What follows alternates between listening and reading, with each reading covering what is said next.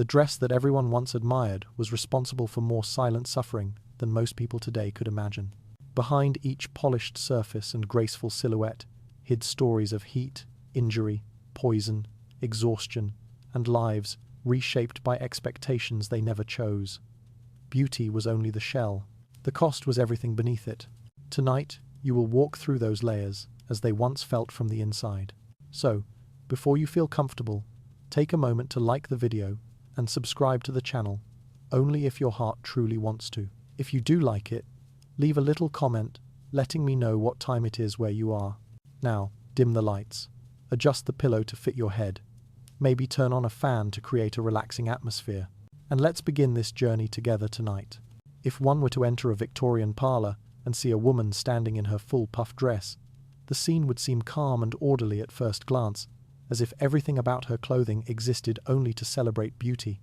The surface looked polished, carefully arranged, and designed to impress anyone who cared about refinement.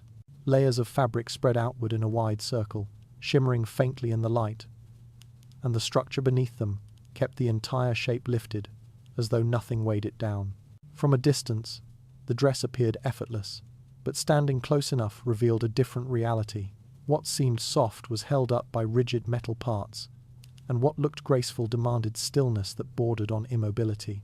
Victorian clothing pushed women into a narrow form of admiration built on silence and endurance, where each step had to be measured, each movement calculated, and each breath taken with care. Inside the dress, the weight of the fabric sank heavily, pulling at the hips and tightening around the waist.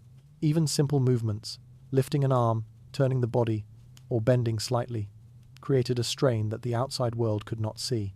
Many women adjusted themselves constantly, shifting their balance just to stay upright. What appeared elegant from afar was actually a daily negotiation between the body and a rigid garment that refused to give way. The wider the skirt, the stronger the internal frame had to be, and that frame rarely aligned with comfort. The metal hoops pressed against skin, leaving marks after long hours, and the fabric trapped heat between its layers. Women learned to remain poised, not because the dress allowed it, but because the dress demanded it. Victorian society tied this clothing to the idea of status, and the expectation to wear it was deeply rooted.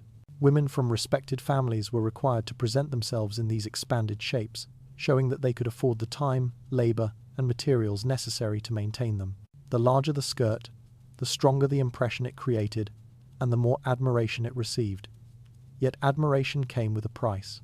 Many women spoke softly about how tiring it was to stand for long periods, though few dared to voice more serious complaints. They knew the dress represented not only personal appearance, but also social identity. Removing the layers, or stepping out of the frame, meant stepping outside the boundaries that society had set for them. The dress controlled not only posture, but also movement. Walking required small, precise steps to avoid catching the skirt on furniture, doorways, or other people. Turning too quickly risked pulling the fabric out of place or bending the metal hoops. Sitting required a special technique, folding the skirt forward, positioning the frame carefully, and lowering the body in slow stages. Even then, discomfort followed. Rising from a seated position was often harder than sitting down, as the dress shifted awkwardly before settling again. Because of these limitations, women avoided unnecessary motion. They became still figures in crowded rooms, admired for their appearance yet physically constrained by the very garments that made them noticeable. Heat built up inside the layers, especially during gatherings where many people crowded together. The fabric absorbed warmth but had little ventilation, leaving women flushed and short of breath. The pressure of the frame restricted the natural movement of the lungs, and the constant weight pressing down from the waistline increased the difficulty of breathing normally. What society saw as composure was often an attempt to recover from discomfort. Women trained themselves to hide every sign of strain, knowing any visible struggle would be judged rather than understood. Social expectations left no space for vulnerability, and the dress itself reinforced that silence. Though the dress appeared soft, the materials beneath it created sharp edges and rigid lines that pushed against the body. Some women reported bruises at the end of formal events, marks left by the weight and pressure of the metal supports, yet these marks were kept hidden. Victorian values praised modesty, and showing the physical toll of beauty contradicted that ideal. Instead, women endured their injuries quietly, adjusting straps or padding when possible, but rarely questioning the necessity of the garment. The discomfort became part of daily life, shaping their posture and behavior in ways that lasted long after the dress was removed. Families saw the dress not only as fashion, but also as a measure of discipline. Young girls learned early how to stand still, how to manage the spreading skirt, and how to maintain balance without complaint. They were taught that grace required patience and that elegance required effort. Over time, they accepted the weight of the dress as a normal part of adulthood. Even those who disliked the feeling of confinement could not escape the expectation to wear it on important occasions. The garment served as both uniform and obligation, marking a girl's transition into the rigid structures of womanhood. In crowded public areas, the dress created practical difficulties. Moving through narrow streets or busy shops became nearly impossible without brushing against others. The wide skirts took up significant space, forcing women to navigate carefully between people and objects. Some described the experience as walking inside a barrier, unable to feel part of the environment around them. The garments separated them from the world, emphasizing appearance over participation. The wider the skirt, the more obvious the distance became between the wearer and the daily activities happening around her. Despite these challenges, the dress remained a standard of respectability, and women continued wearing it because society insisted on the image it created. The admiration they received reinforced the belief that beauty required sacrifice. Even when exhaustion settled heavily on their shoulders, they held themselves upright, knowing their efforts would be judged visually rather than personally. Victorian ideals were built around surfaces, and the puff dress represented that mindset perfectly. It allowed viewers to appreciate the exterior while ignoring the strain hidden inside. The quiet display of elegance described above reveals how the garment demanded far more from women than the public ever noticed. As the layers of fabric settle in memory, another burden of this clothing begins to rise from beneath its polished surface. And within that concealed weight, a deeper form of pressure waits to be uncovered in the chapter ahead. The corset wrapped tightly around the torso long before the dress was even considered, turning the act of dressing into something that tested patience and endurance. Women stood still, while another pair of hands pulled the laces with steady force, drawing the fabric closer until the waist reduced to the size fashion demanded. The pressure increased gradually, not as a single moment of pain, but as a slow tightening that closed around the lungs and ribs. Once the corset reached its intended shape, breathing changed. Each breath had to be shallow, measured, and controlled, not because the women wished to appear composed, but because the garment refused to allow anything else. Daily life required this restraint. A respectable Victorian woman did not move with her natural body. She moved within the boundaries the corset created. The garment dictated how far she could turn, how deeply she could inhale, and how quickly she could walk. Any attempt to lift the arms too high shifted the internal stays, causing sharp discomfort beneath the ribs. The material, stiffened with whalebone or steel, pressed inward with unyielding firmness. Hours of wear left the skin sore and the muscles fatigued, yet the appearance it produced, a narrow waist, an upright posture, was praised as elegance. Underneath that elegance, however, the internal organs shifted to accommodate the pressure. The stomach compressed, the liver moved upward, and the lower ribs bent gradually inward after years of daily use. Some women complained of dizziness when the corset was tightened too quickly, their vision fading briefly before stabilizing. Others experienced persistent coughing, a result of lungs that could never fully expand. These symptoms were rarely attributed to the corset.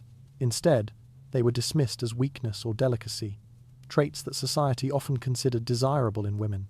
The expectation to wear the corset extended far beyond formal gatherings. Many women woke to it each morning and removed it only before bed. They learned to sleep lightly, as deep breathing was impossible after a full day of compression. Even rest brought no relief. The ribs, having adapted to the shape imposed upon them, offered little support once the garment was removed. Some women described a sudden collapse of posture when the laces were loosened, their bodies too accustomed to the artificial rigidity the corset provided. Over time, that reliance became permanent. In social settings, the corset functioned not only as clothing, but as a measure of discipline. A tightly laced waist suggested self-control, refinement, and moral propriety. A looser fit, even if healthier, was considered careless. Women accepted the pressure because deviation meant scrutiny. The body became a canvas shaped by expectation, and the corset served as both the tool and the proof of conformity. Even young girls, too small to understand the consequences, were placed into training corsets to prepare them for the demands of adulthood. Their bones, still forming, bent to the garment without resistance. The strain often grew worse beneath the full structure of the dress. The added weight of the skirt pressed downward, while the corset pulled inward, creating opposing forces that left little room for natural movement. Breathing became a task divided into small, controlled motions. Some women fainted in public, their bodies overwhelmed by heat, pressure, and lack of oxygen. This became so common that fainting chairs and smelling salts turned into everyday fixtures of Victorian households. Rather than questioning the cause, society reshaped the environment around the problem, accepting the corset as inevitable. In private moments, women attempted to adjust their laces for relief, but the design offered little flexibility. Loosening the corset too much risked wrinkling the dress or altering the silhouette. Tightening it further only increased discomfort. Many endured silent pain during dinners, conversations, and long carriage rides. Sitting upright for hours while the garment pressed into the ribs created a slow ache that spread across the back and chest. The body submitted, not because it adapted well, but because it had no choice. Medical accounts from the era noted these effects, though the warnings rarely changed behavior. Doctors observed women with deformed rib cages, displaced organs, and chronic respiratory problems. Despite this, fashion magazines continued to promote ever smaller waistlines, praising those who could achieve measurements that defied anatomy. The contradiction between health and appearance was clear, yet women were encouraged to endure the pain silently. Social approval outweighed personal comfort, and the corset symbolized that conflict with unmistakable clarity. Factories producing corsets responded to demand by creating increasingly rigid designs. Metal eyelets allowed tighter lacing, and new stays increased the garment's strength. The innovations improved durability but worsened the strain. The stiff materials absorbed little movement, resisting the natural expansion of the lungs and the subtle shifts of the ribs. Even the softest fabrics, when wrapped around steel supports, became instruments of pressure.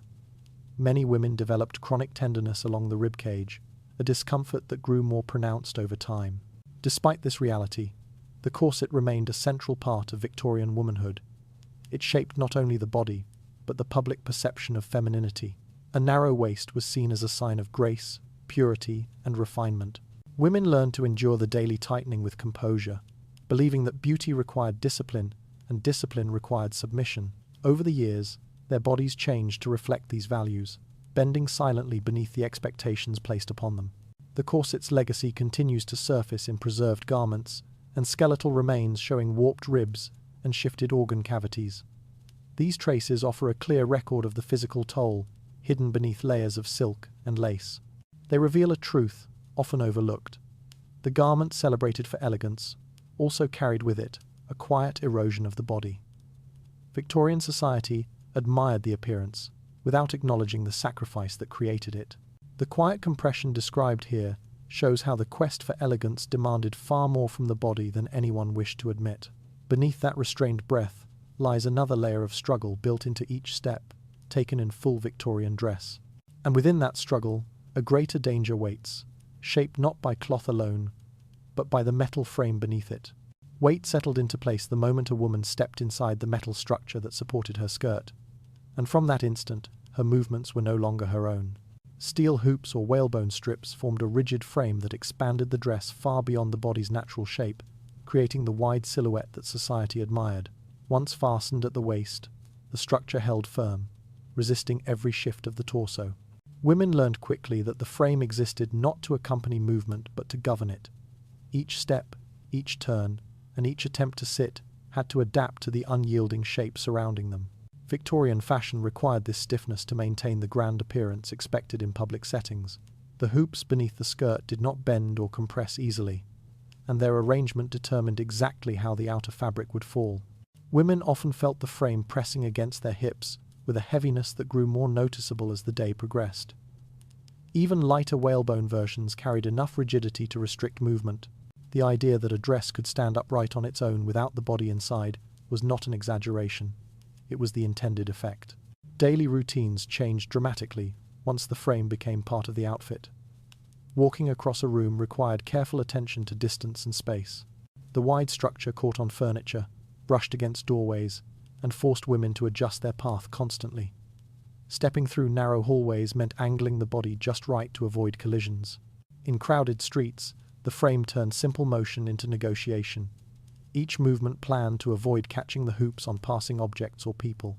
Women who misjudged the size of their skirts risked pulling the structure out of place, causing discomfort and drawing unwanted attention. Sitting posed its own challenges. The rigid frame did not collapse under weight, so lowering the body into a chair required slow, deliberate action. Women had to lift the front of the skirt slightly, guide the hoops forward, and then settle into position with caution. If the frame shifted too far backward or tilted off balance, it could press sharply into the ribs or thighs. Some women reported bruises after long hours of formal events, where sitting still inside such restraints became physically taxing. Rising from a chair demanded equal care. Standing too quickly risked bending the hoops or catching the fabric beneath the seat. Falls presented dangers far more serious. Because the frame spread outward, a misstep often resulted in the skirt tangling around the legs. If a woman lost her balance, the hoops could twist suddenly, striking the body or forcing her into an awkward position. Many found themselves pinned by the very structure meant to enhance their appearance. Accounts from the period describe women struggling to get up after falling, unable to lift themselves because the metal rings prevented their arms from reaching the ground properly. Assistance was often needed, not because the injury was severe, but because the frame made self-recovery nearly impossible. Outdoor conditions added even more complications. Wind caught easily in the large circumference of the skirt, pushing the fabric in unpredictable directions. Maintaining balance during gusts became difficult, especially when combined with the restrictive corset worn beneath the dress. Some women experienced sudden instability as the hoops shifted, making every step uncertain. Mud, uneven cobblestones, and crowded market streets increased the chances of stumbling.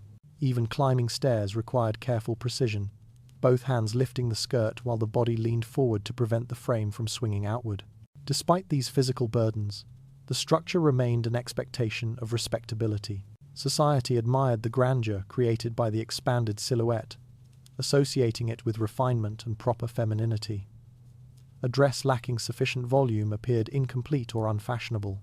The frame became a silent but powerful indicator of social standing, as wider skirts often signaled a higher level of wealth and leisure. Women accepted the weight and restriction because deviation from fashion risked judgment or exclusion. The discomfort endured beneath the layers of fabric was rarely acknowledged openly, hidden behind calm expressions and careful posture. Manufacturers catered to demand by designing stronger, more durable frames capable of supporting even larger skirts. Steel hoops replaced older materials because they held their shape better, even though they increased the overall weight. Some frames included multiple interconnected rings that extended far from the waist, creating a dramatic outline that covered as much space as small furniture pieces. The larger the hoops became, the more difficult ordinary movement was. Yet society praised the visual effect, ignoring the strain placed on women's bodies. Heat collected inside the layers of fabric, and the metal absorbed warmth as well. Combined with the corset's pressure, this created an environment that exhausted women quickly.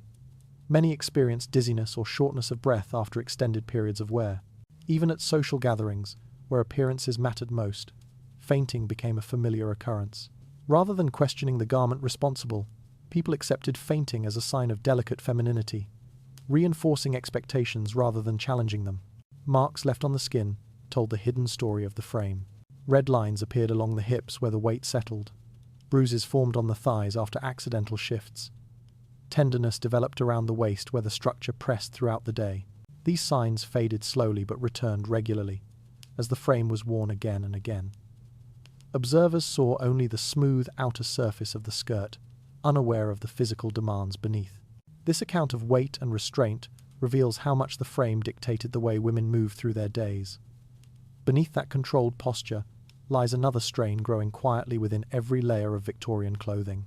Within that rising tension, a danger emerges that shows how beauty could turn deadly without warning. Fire in Victorian homes was an unavoidable presence, woven into daily life through hearths, candles, oil lamps, and stoves. Women dressed in wide skirts moved among these flames constantly, navigating rooms where heat radiated outward with little warning. The fabric of their dresses, often made from lightweight materials chosen for elegance rather than safety, reacted quickly when exposed to sparks or open fire. A momentary brush against a hearth or an unnoticed ember drifting upward was enough to ignite the outer layer. Once lit, the flames traveled with unsettling speed across the multiple folds. The wide frame beneath the skirt made escape difficult. Women accustomed to careful and restricted movements found themselves unable to react quickly when the cloth caught fire. The structure lifted the fabric away from the legs, creating a space for flames to spread rapidly upward. Air circulated freely beneath the skirts, feeding the fire until it climbed relentlessly toward the waist. Some women attempted to beat the flames with their hands or press the burning fabric against the floor, yet the hoops prevented them from reaching the source effectively. The shape that once signified grace turned into an obstacle that trapped heat and accelerated danger. Homes filled with flammable materials increased the risk further. Curtains, tablecloths, and carpets ignited easily when brushed by a burning skirt. Even attempts to extinguish the flames sometimes worsened the situation. Others in the room often struggled to help because the wide circumference of the dress blocked access. Lifting or tearing away the fabric proved nearly impossible in the frantic moments when fire consumed the layers. Many accounts from the period describe onlookers frozen in shock, watching helplessly as the skirts burned faster than they could intervene. Victorian newspapers occasionally recorded these incidents in brief, subdued paragraphs. Reports mentioned sudden deaths without emphasizing the role of fashion, as though acknowledging the danger might challenge social expectations. Families who lost daughters, wives, or mothers often attributed the tragedy to misfortune rather than design. This acceptance allowed the hazard to persist quietly despite the growing number of casualties. Behind every brief public notice lay a scene of panic, smoke, and collapse that few chose to recount in detail. The structure of the dress made simple tasks hazardous. Leaning near a fireplace to warm hands, stepping close to a lamp for better light, or brushing past a candle during evening gatherings placed women in constant proximity to open flames. The skirts extended far beyond their natural reach, increasing the chances of accidental contact. Even small children caused danger unknowingly by running past with toys that bump into candles or oil lamps, sending flames toward the nearest fabric surface. The consequences appeared swiftly once fire touched the outer layers. Movement after ignition became a desperate struggle. Flames climbed upward with a speed that left little time for reaction. Running only intensified the fire, as the rush of air fed it further. Attempts to remove the dress often failed because the fastening systems were complex and required careful handling to loosen. Women found themselves trapped inside garments that turned lethal within moments. Some collapsed before help arrived, succumbing to smoke inhalation or the overwhelming heat that rose through the layers. Materials used in Victorian dresses contributed significantly to the danger. Some fabrics burned faster than others, but even those treated for stiffness caught fire readily. Dye treatments and decorative finishes sometimes increased flammability, creating a deceptive surface that appeared refined while concealing its vulnerability. As fashion evolved, skirts grew wider, and the materials chosen for their visual effect became even more susceptible to ignition. Elegance overshadowed practicality, creating circumstances where a single misstep could result in disaster. Domestic environments offered little protection. Fire screens placed near hearths provided a barrier, but were rarely positioned consistently. Candles on low tables or shelves cast warm light, yet create zones of risk that women navigated repeatedly throughout the day. Evening social events illuminated by clusters of open flames increased the number of hazards present in a single room. A crowded gathering left little space to maneuver safely, especially for women wearing wide skirts that absorbed heat from nearby sources. Accidents occurred swiftly, leaving minimal opportunity for rescue. Witness accounts describe skirts engulfed in flame within seconds, their brightness overtaking the room before anyone understood what had happened. Those who attempted to smother the fire with blankets or coats often failed because the dress's shape prevented effective contact. The frame beneath the fabric lifted everything away from the body, creating gaps where flames clung fiercely.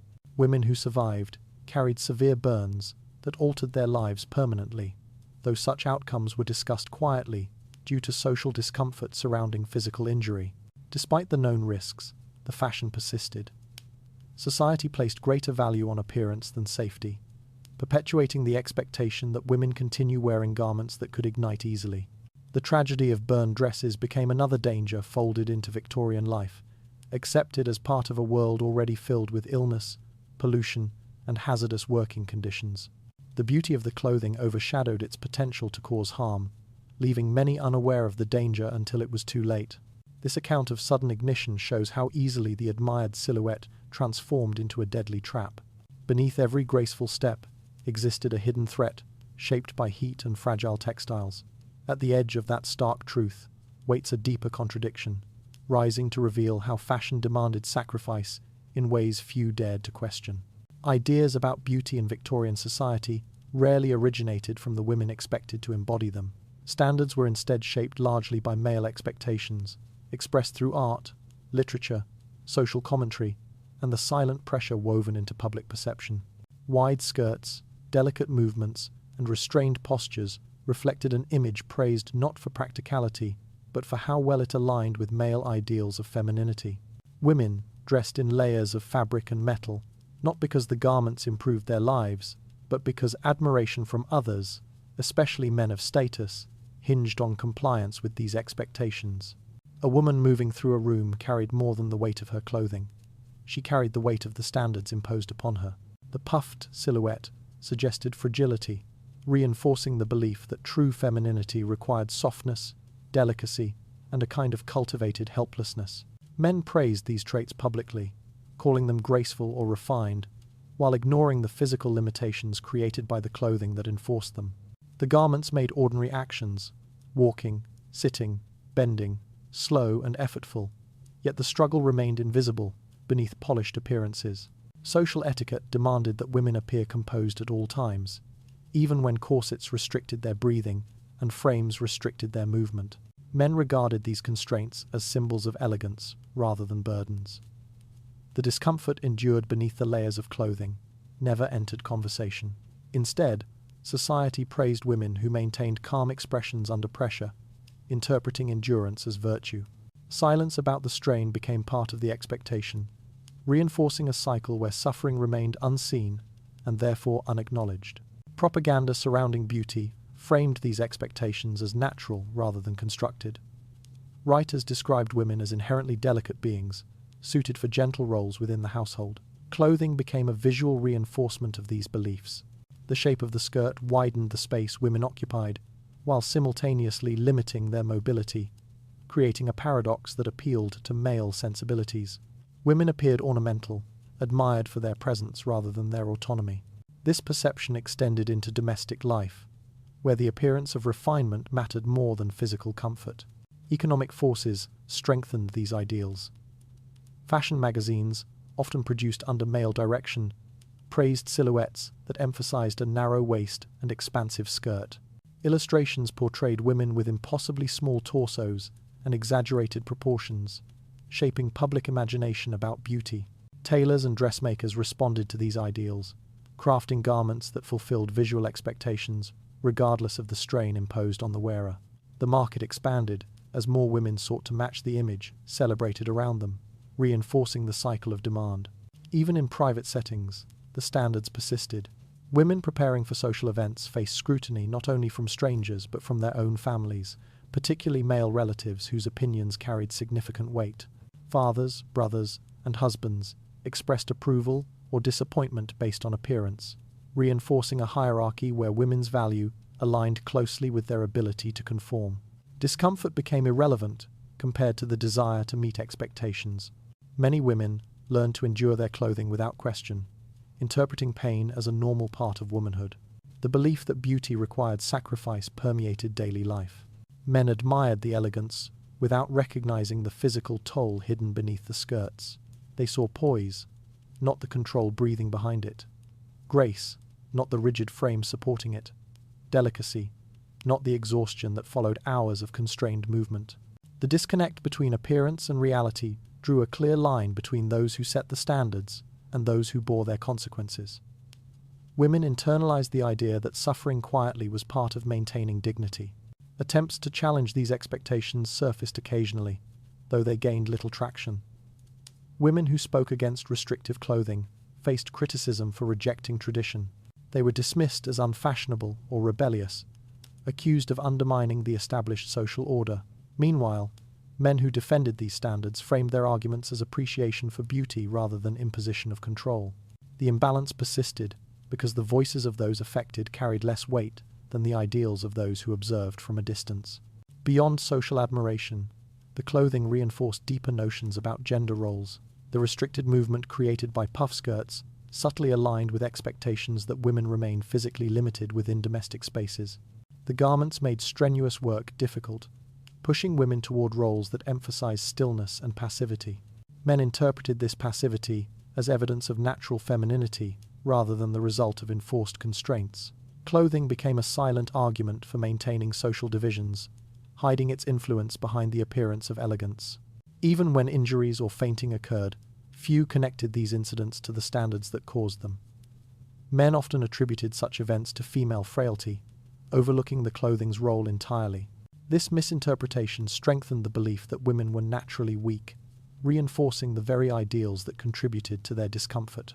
The cycle repeated across generations, shaping both perception and practice. Historical accounts reveal how closely these standards intertwined with masculine admiration.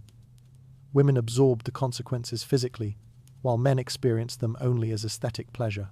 The expectations remained persistent because they aligned with a broader system that valued women's appearance over their autonomy. Fashion became an extension of that system, crafted to satisfy ideals that did not account for the lived experience of those required to uphold them.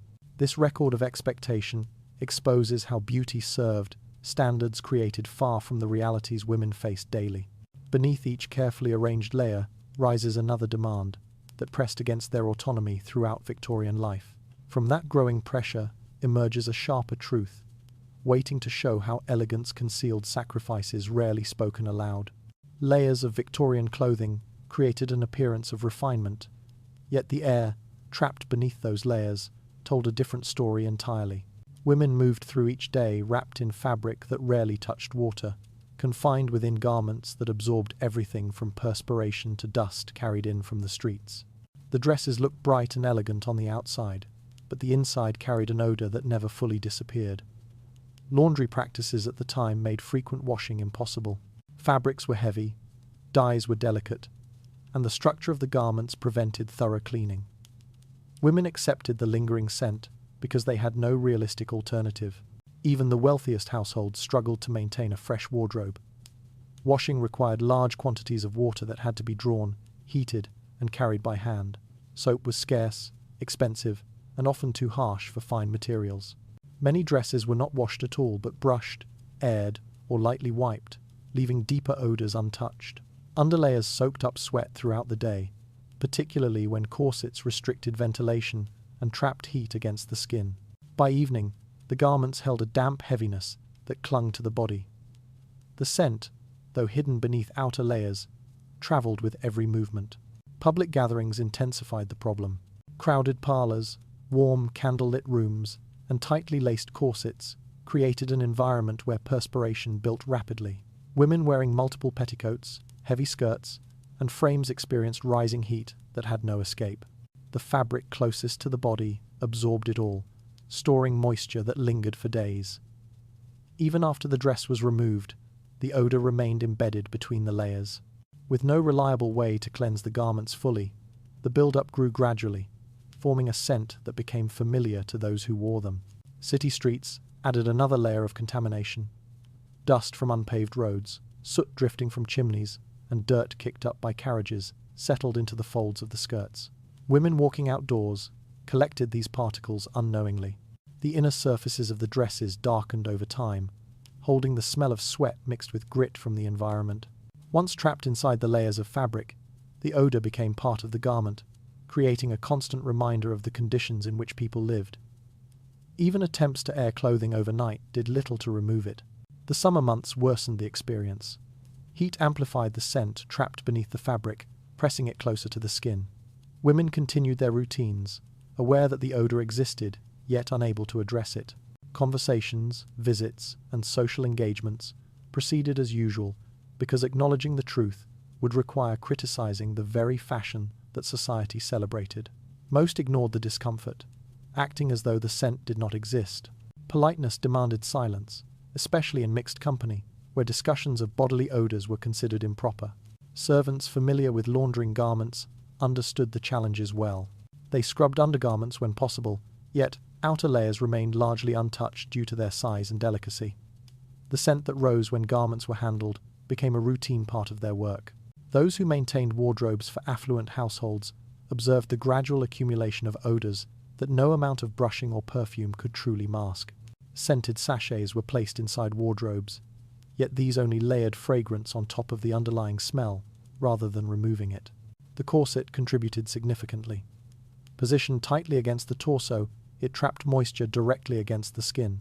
Linen or cotton chemises beneath absorbed what they could, but prolonged compression ensured that sweat had no space to evaporate.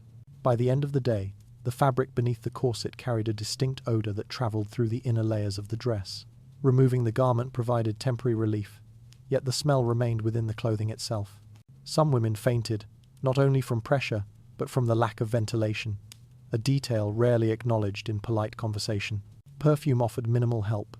Scents were applied to gloves, handkerchiefs, hair, and even undergarments, but they settled on the surface without reaching the deeper fabric. The strong floral or herbal notes common in Victorian fragrances masked the odor temporarily before fading. Once the perfume dissipated, the trapped scent beneath the layers returned, unchanged. Many women carried small bottles of scent in their reticules, refreshing their fragrance throughout the day, though they understood it never addressed the real source of the problem. Even in private spaces, the odor persisted. Dressing rooms often held the smell of worn garments hanging overnight. Closets lacked ventilation, allowing the scent to thicken in the enclosed space. Women who changed clothing for formal events encountered the lingering smell of earlier outings, absorbed deeply into the seams and folds. This reality created a separation between the idealized image of Victorian fashion and the physical experience of wearing it. The garments projected purity, yet the air within them contradicted that illusion constantly. Illness sometimes revealed the extent of the problem. Physicians noted that skin conditions, rashes, and infections were exacerbated by poor ventilation beneath layers of fabric. Sweat trapped inside these garments softened the skin, making it more vulnerable to irritation and bacterial growth. Yet such problems were quietly dismissed, attributed to climate or constitution rather than the clothing itself. The odor that accompanied these conditions served as a subtle reminder of the strain placed on women's bodies by fashion that prioritized appearance over practicality. Despite the discomfort, women continued wearing these garments because society demanded it. The scent, though unpleasant, became another burden endured in silence. The expectation to appear composed overshadowed the physical realities hidden beneath the layers. The odor remained invisible to those who admired the dresses from afar, yet ever present to those who carried it on their bodies each day. This account of trapped scent reveals how deeply discomfort permeated the garments admired for their elegance.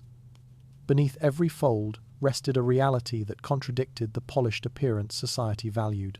Out of that quiet contradiction emerges a harsher insight into how Victorian clothing reshaped not only movement, but the very air women lived within. Movement for Victorian women wearing full skirts was never spontaneous. Each step had to be calculated, shaped by the wide frame and long layers of fabric that surrounded the body. Running was impossible. Even walking quickly caused the skirt to sway unpredictably, forcing the wearer to slow her pace. The outward appearance of calm elegance came at the cost of constant restraint. Women learned to take short, deliberate steps that kept the fabric controlled. The restriction became part of their posture, their gestures, and their daily routines, limiting their bodies long before they left their homes. Climbing stairs required even more caution. The front of the skirt had to be lifted carefully to avoid catching on each step. Many women used both hands to raise the fabric while leaning forward just enough to maintain balance. The metal frame beneath resisted bending, so climbing too quickly risked pulling the dress out of alignment. A misstep could cause the hoops to tilt or wedge themselves between steps, creating sudden immobility.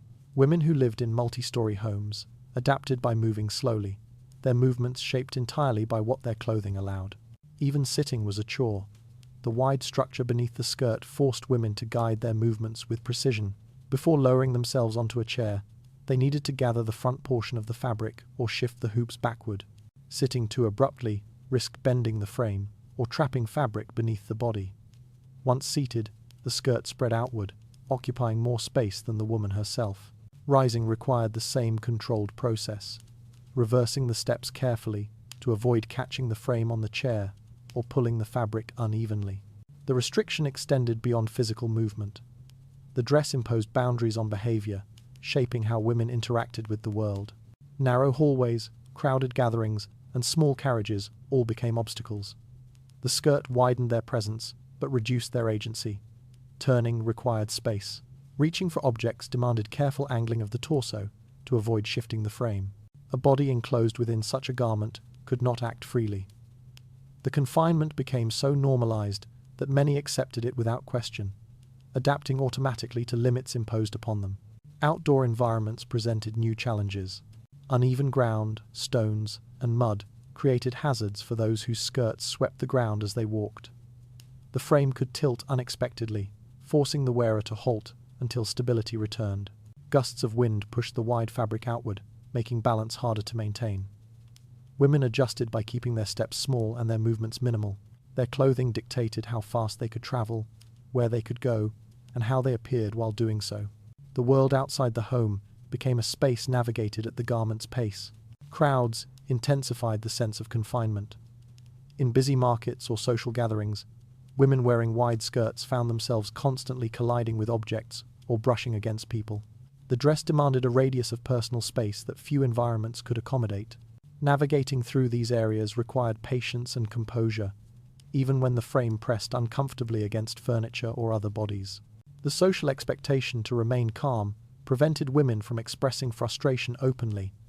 They continued moving slowly through spaces designed without their garments in mind. Inside homes, the limitations persisted. Women learned which doorways required turning sideways, which pieces of furniture caught easily on the skirt, and which corridors were too narrow for easy passage.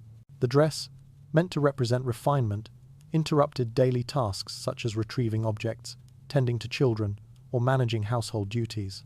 Even bending forward to pick up something from the floor proved difficult, as the skirt pushed backward and the frame resisted movement.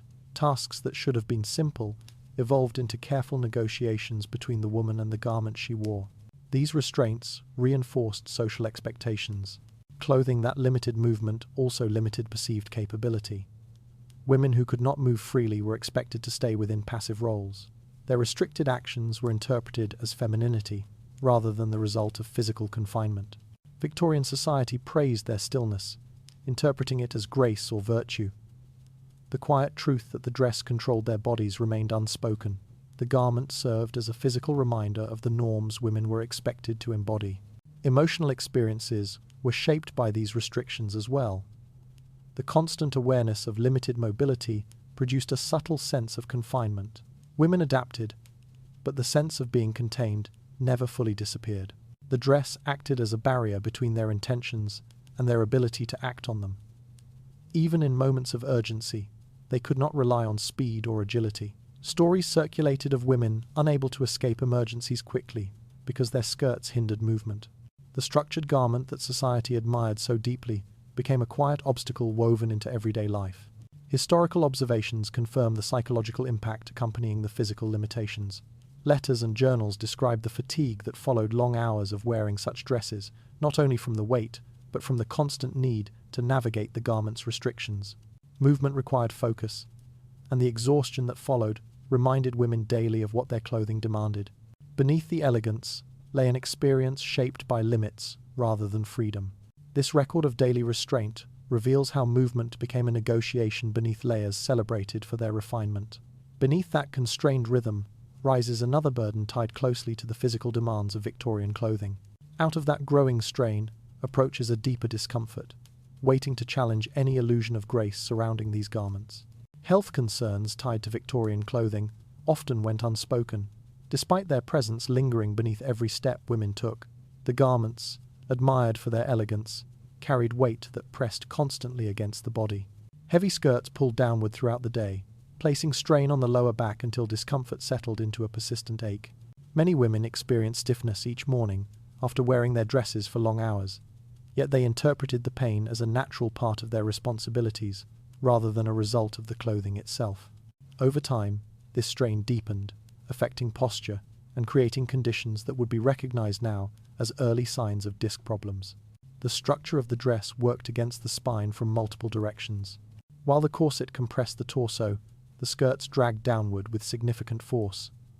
The combination restricted natural movement, preventing women from bending or shifting in ways that might have relieved tension. Remaining upright became an obligation enforced by the clothing, not simply good manners. The rigidity demanded by fashion caused pressure to settle into the lower vertebrae, building slowly with each hour of wear.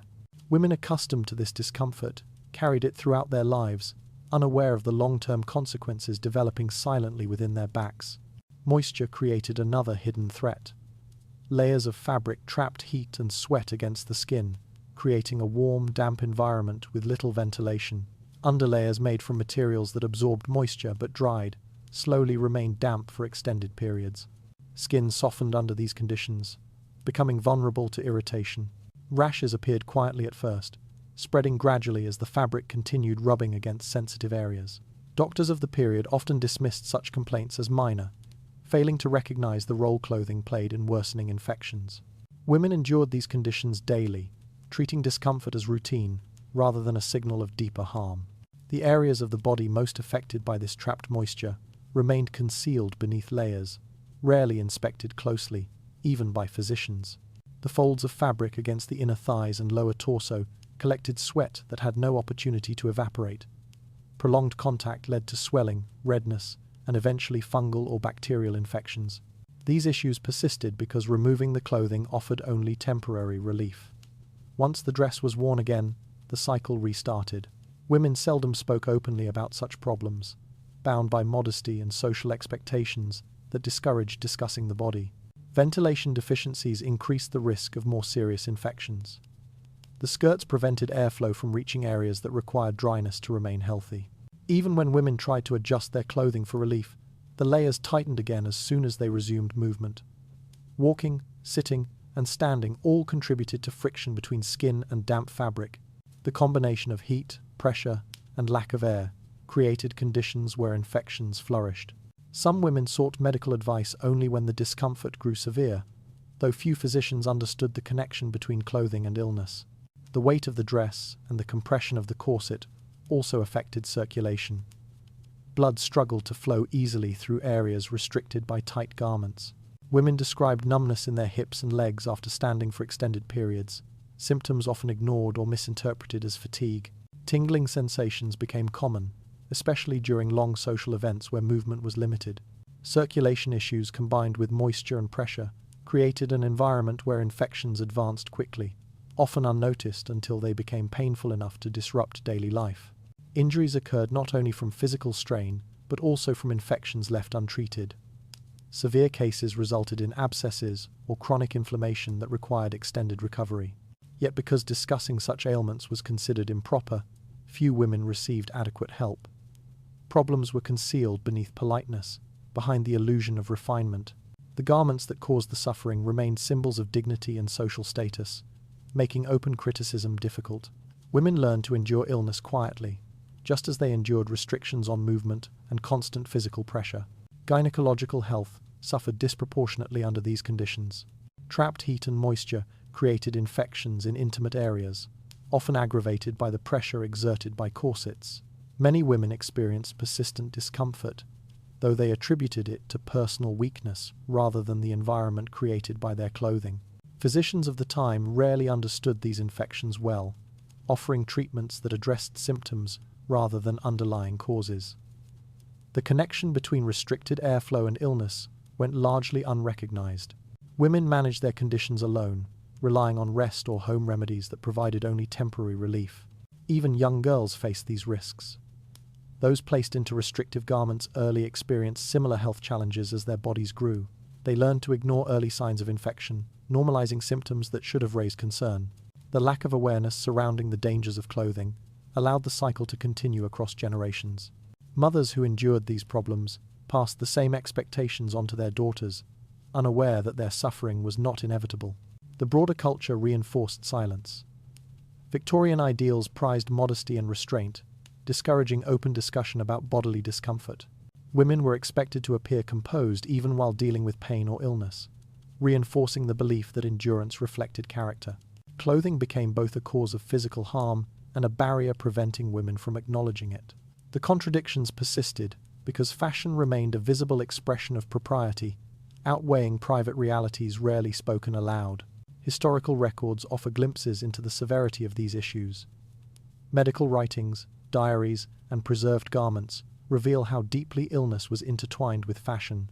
The weight of the skirts and the confinement of the corset created conditions that harmed the body slowly yet consistently. While society admired the polished appearance these garments produced, the physical consequences unfolded quietly beneath the layers. This account of hidden illness reveals how Victorian clothing imposed harm that lingered beneath its elegance. Beneath every controlled movement rose another vulnerability, shaped by restriction and trapped heat. From within that accumulating strain comes a harsher truth, waiting to expose how beauty placed women at risk with each passing day. Public spaces in Victorian cities were rarely designed for the wide skirts women were expected to wear.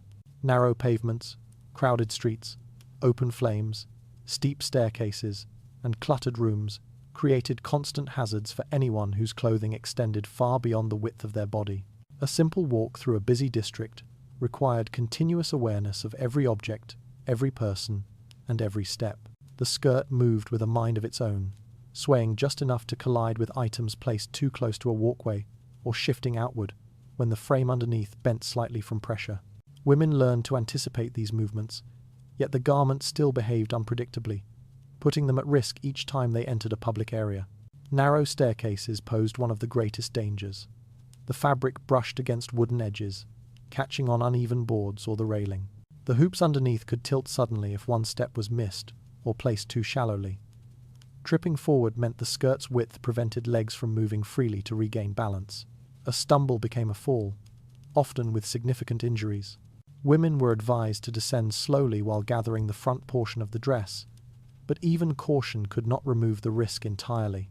The lack of visibility caused by the wide skirt obstructed the view of each step, forcing women to trust, touch, rather than sight as they navigated downward. Candles and open flames intensified the threat. Victorian homes, shops, and public halls used candles and oil lamps extensively.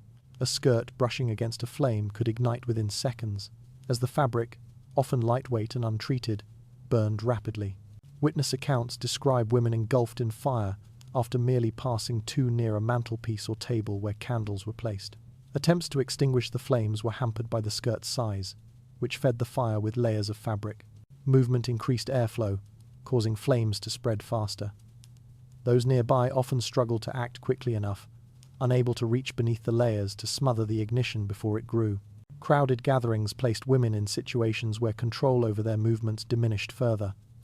Balls, concerts, markets, and public lectures drew large groups of people into limited spaces.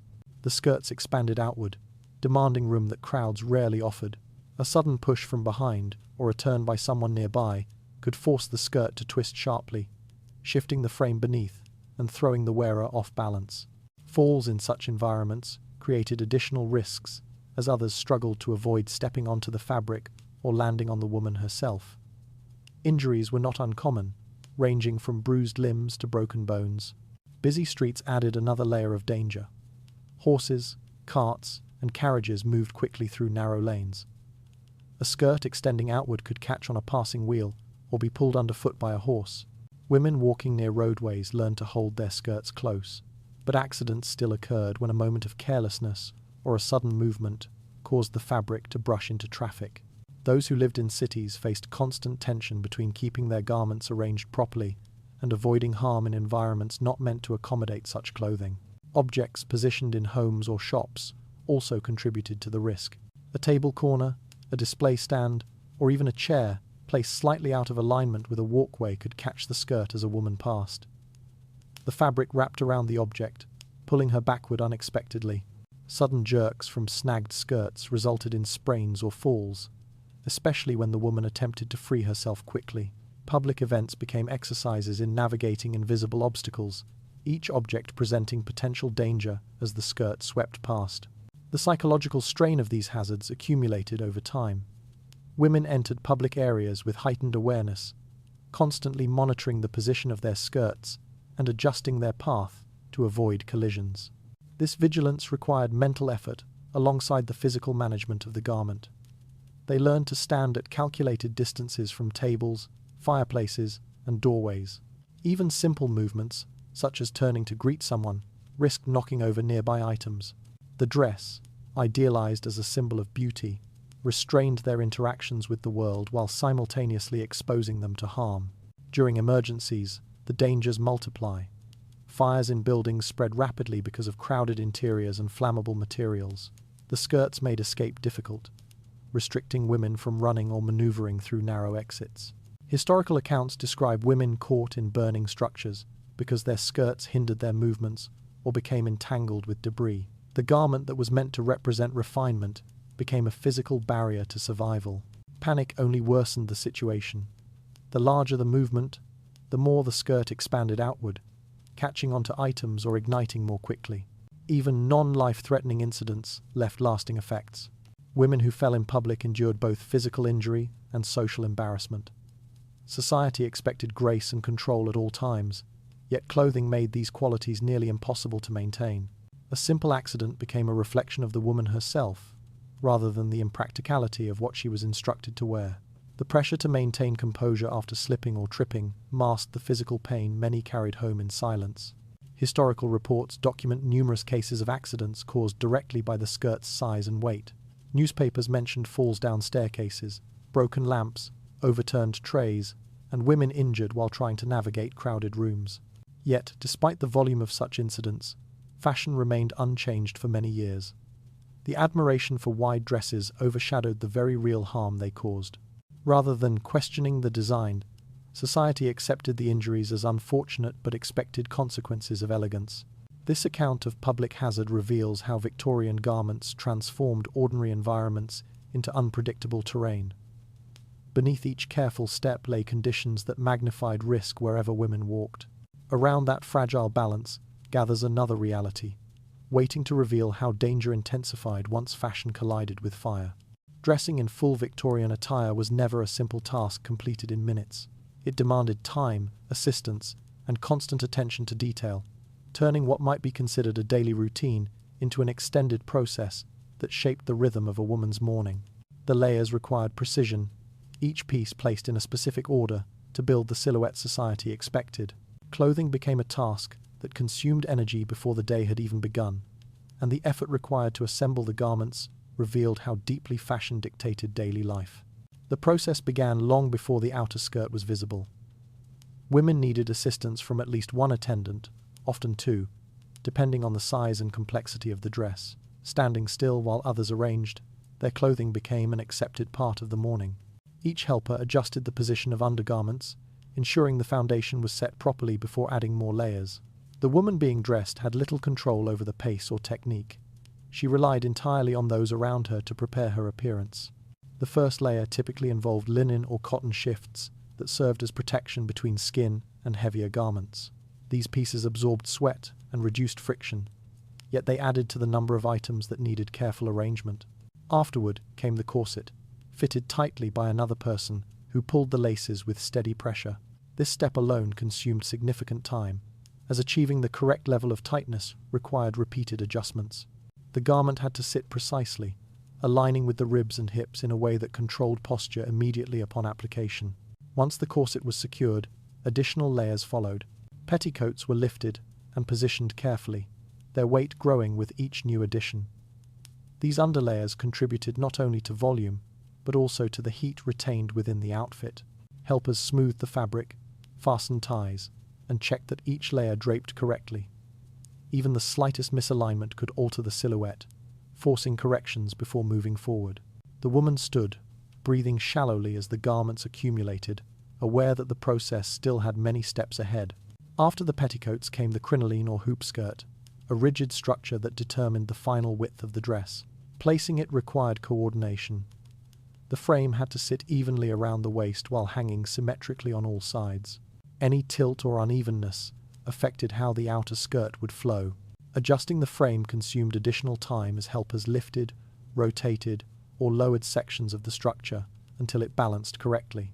The weight and size of the apparatus made the process cumbersome, especially when the room offered limited space for movement. Once the foundation was complete, the main skirt could be added. This garment, often heavy with fabric and embellishment, demanded careful handling. Helpers gathered the material to prevent it from dragging or catching on the frame beneath. Fastenings at the waist needed precise alignment to prevent sagging or twisting. After securing the skirt, the fabric was smoothed repeatedly to eliminate creases caused during dressing. The weight of the garment settled onto the woman immediately, a reminder of the daily burden required to maintain the expected appearance. The final layer involved decorative overskirts, bodices, or additional accessories meant to enhance the visual impact of the ensemble. Each piece was arranged slowly, ensuring that folds fell correctly and fastenings remained hidden. Gloves, jewelry, and hair arrangements were added afterward, completing a process that often stretched beyond an hour.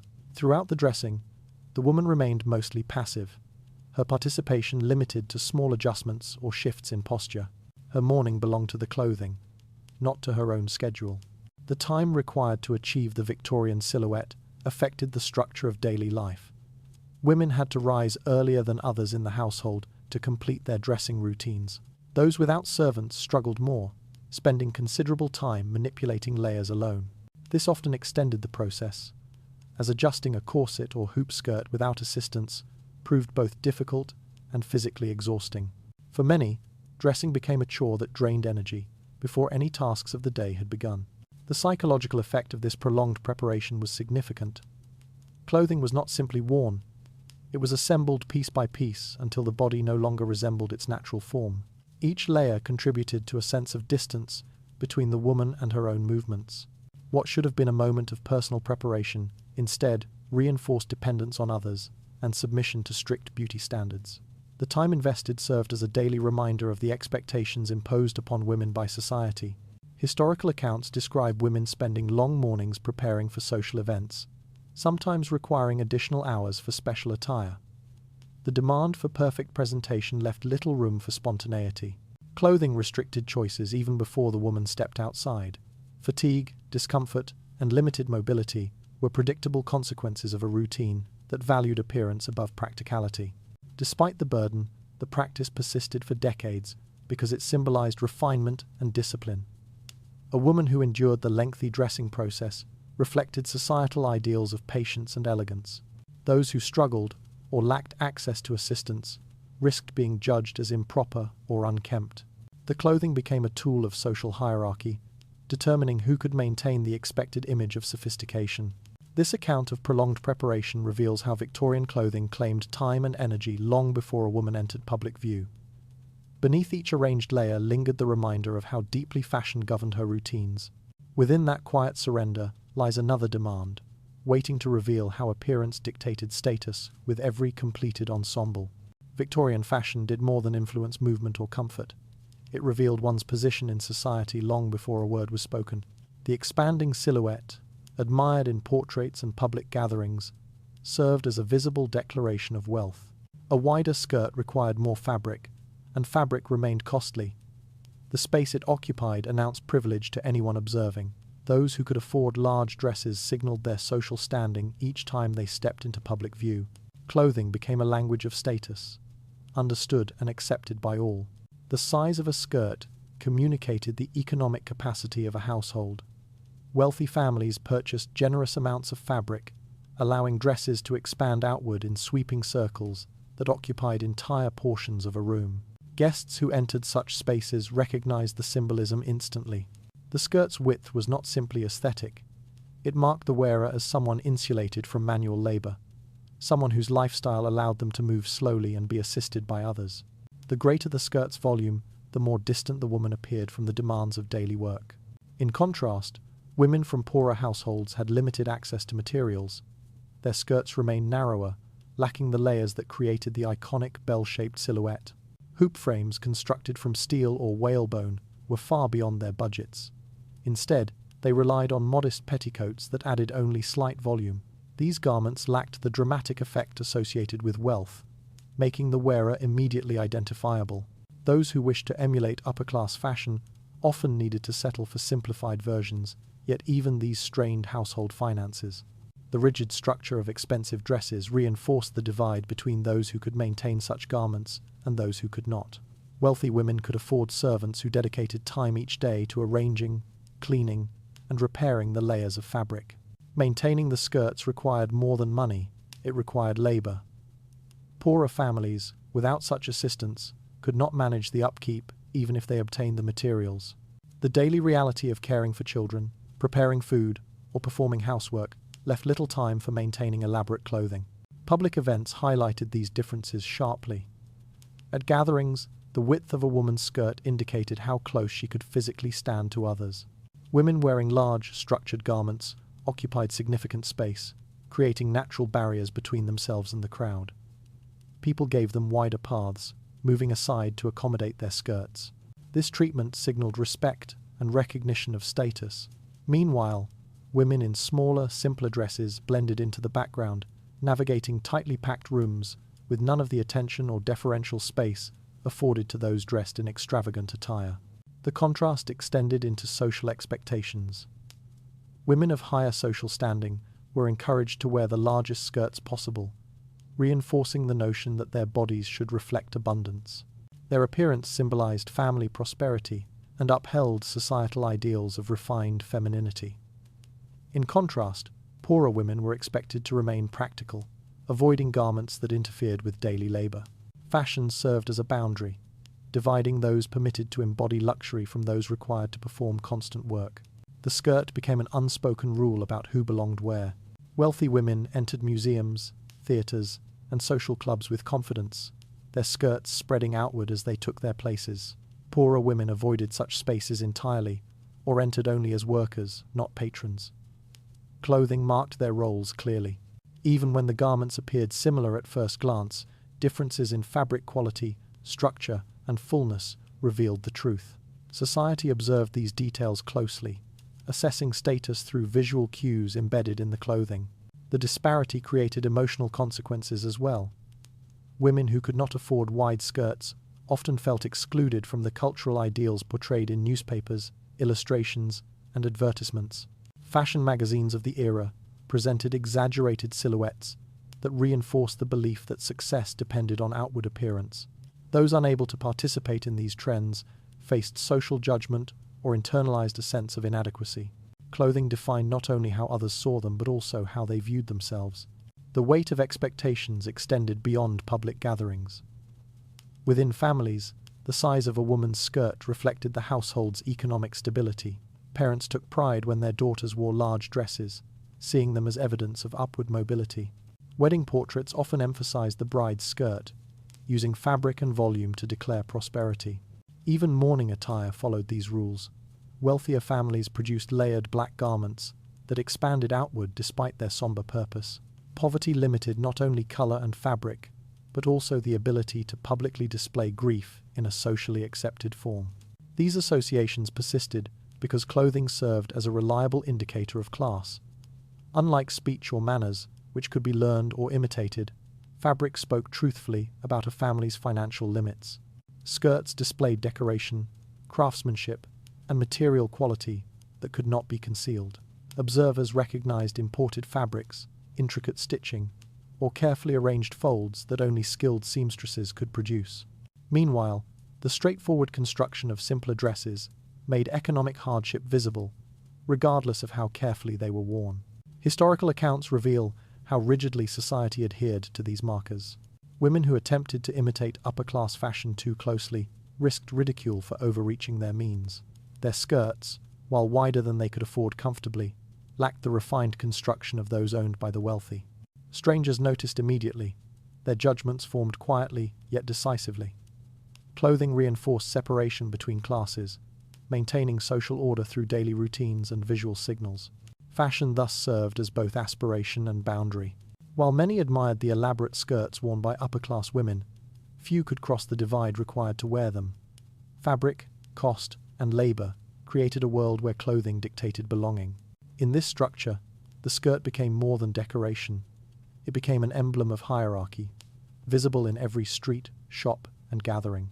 This account of social display reveals how Victorian skirts acted as silent markers of class. Beneath each widening layer, rested expectations tied closely to wealth and status. Beyond that visible divide emerges another truth, waiting to reveal how clothing enforced control far beyond appearance alone. The vibrant colours of Victorian fashion often conceal dangers few understood. Among the most admired shades was a bright green that appeared in gowns, ribbons, gloves, and decorative trims. Its brilliance surpassed natural dyes, glowing under gas lamps and standing out in social gatherings. Women sought the colour eagerly, believing it made their clothing appear fresh and luxurious. What remained unknown to many was the ingredient used to produce it: arsenic, a deadly substance woven into the very fibres they wore each day. Manufacturers embraced arsenic-based dyes because they produced striking results at a low cost. The powder mixed easily with fabric solutions, coating fibres in colour that did not fade quickly. Workers in dye houses handled the material in open-air rooms, unaware of the danger rising around them. Dust drifted through the air as the fabrics were shaken, dried, and folded. Those who breathed it experienced headaches, burning eyes, and persistent nausea, symptoms often dismissed as ordinary fatigue. The dyeing process left particles embedded in the fabric, ready to be released each time the garment moved. Women who wore these garments encountered the dye in subtler but equally harmful ways. Each brush of the fabric against their skin transferred small amounts of the toxic colorant. Heat and sweat loosened the powder, allowing it to seep into pores or cling to hands. Gloves and ribbons, which sat closer to exposed skin, caused irritation that many took as allergic reactions. The association between the dye and illness remained unclear because few imagined their clothing could contain poison. The garments appeared glamorous, and glamour rarely suggested harm. Hair loss became one of the more visible consequences among those frequently exposed to arsenic-dyed fabrics. Strands thinned gradually, falling out in clumps during brushing. Some women reported sores on their scalps where the dye had transferred from veils or hair accessories.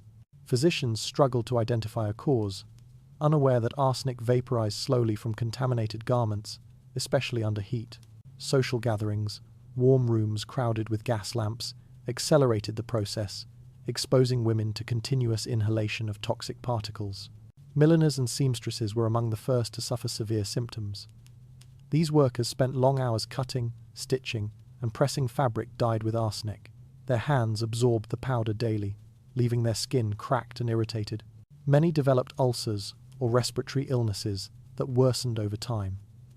Because their symptoms grew gradually, employers rarely attributed them to workplace conditions. Economic necessity forced the workers to continue, even as their health declined. Their suffering remained largely invisible, overshadowed by the beauty of the garments they created. Consumers, too, experienced prolonged exposure. Dresses brushed against dining tables, upholstery, and children's clothing, spreading residue wherever they touched. Infants who sat on their mother's laps sometimes developed rashes from contact with the toxic material. Women who wore arsenic-green gowns for extended periods described dizziness or weakness at the end of social events. These symptoms emerged so commonly that many believed they were caused by tight corsets or fatigue from prolonged standing. The possibility that the color of their dress was responsible rarely entered discussion. The dangers extended beyond those who wore the garments. Laundresses who cleaned the fabrics encountered the dye in concentrated form. When the material was rinsed, arsenic-laden water soaked into their skin or splashed onto their clothes. Sores formed on their hands, and respiratory issues persisted from inhaling particles released during washing. The contaminated water often drained into public systems, spreading the toxin further. Yet because laundresses belonged to lower social classes, their suffering received little attention. Public awareness grew slowly.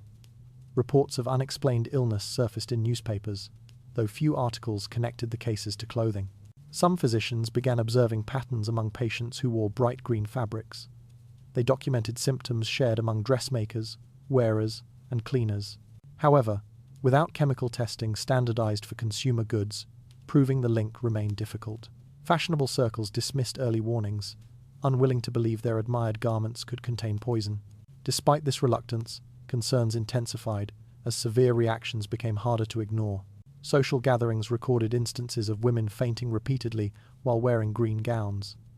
Some cases ended in fatal illness, with symptoms resembling arsenic poisoning. Skeptics argued the incidents were coincidences or signs of delicate constitutions. Still, the number of affected individuals grew enough for society to take notice. Debates emerged among medical professionals and reformers about the safety of chemical dyes. Manufacturers resisted criticism, emphasizing the popularity of the color and dismissing the risks as exaggerated. They argued that the amount of arsenic present in fabrics was too small to pose a danger.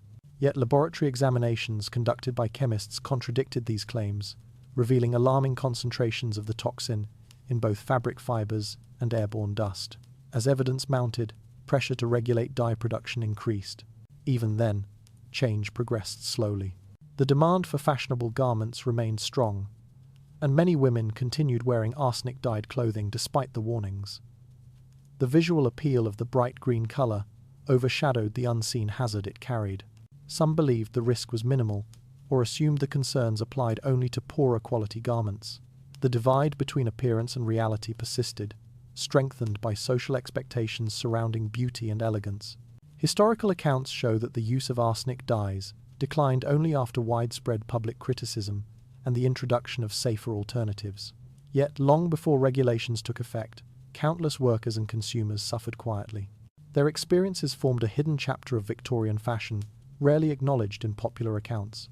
Behind every luxurious green gown was a network of exposure, illness, and risk spread across households and workplaces. This account of toxic color reveals how Victorian fashion concealed danger beneath admired surfaces.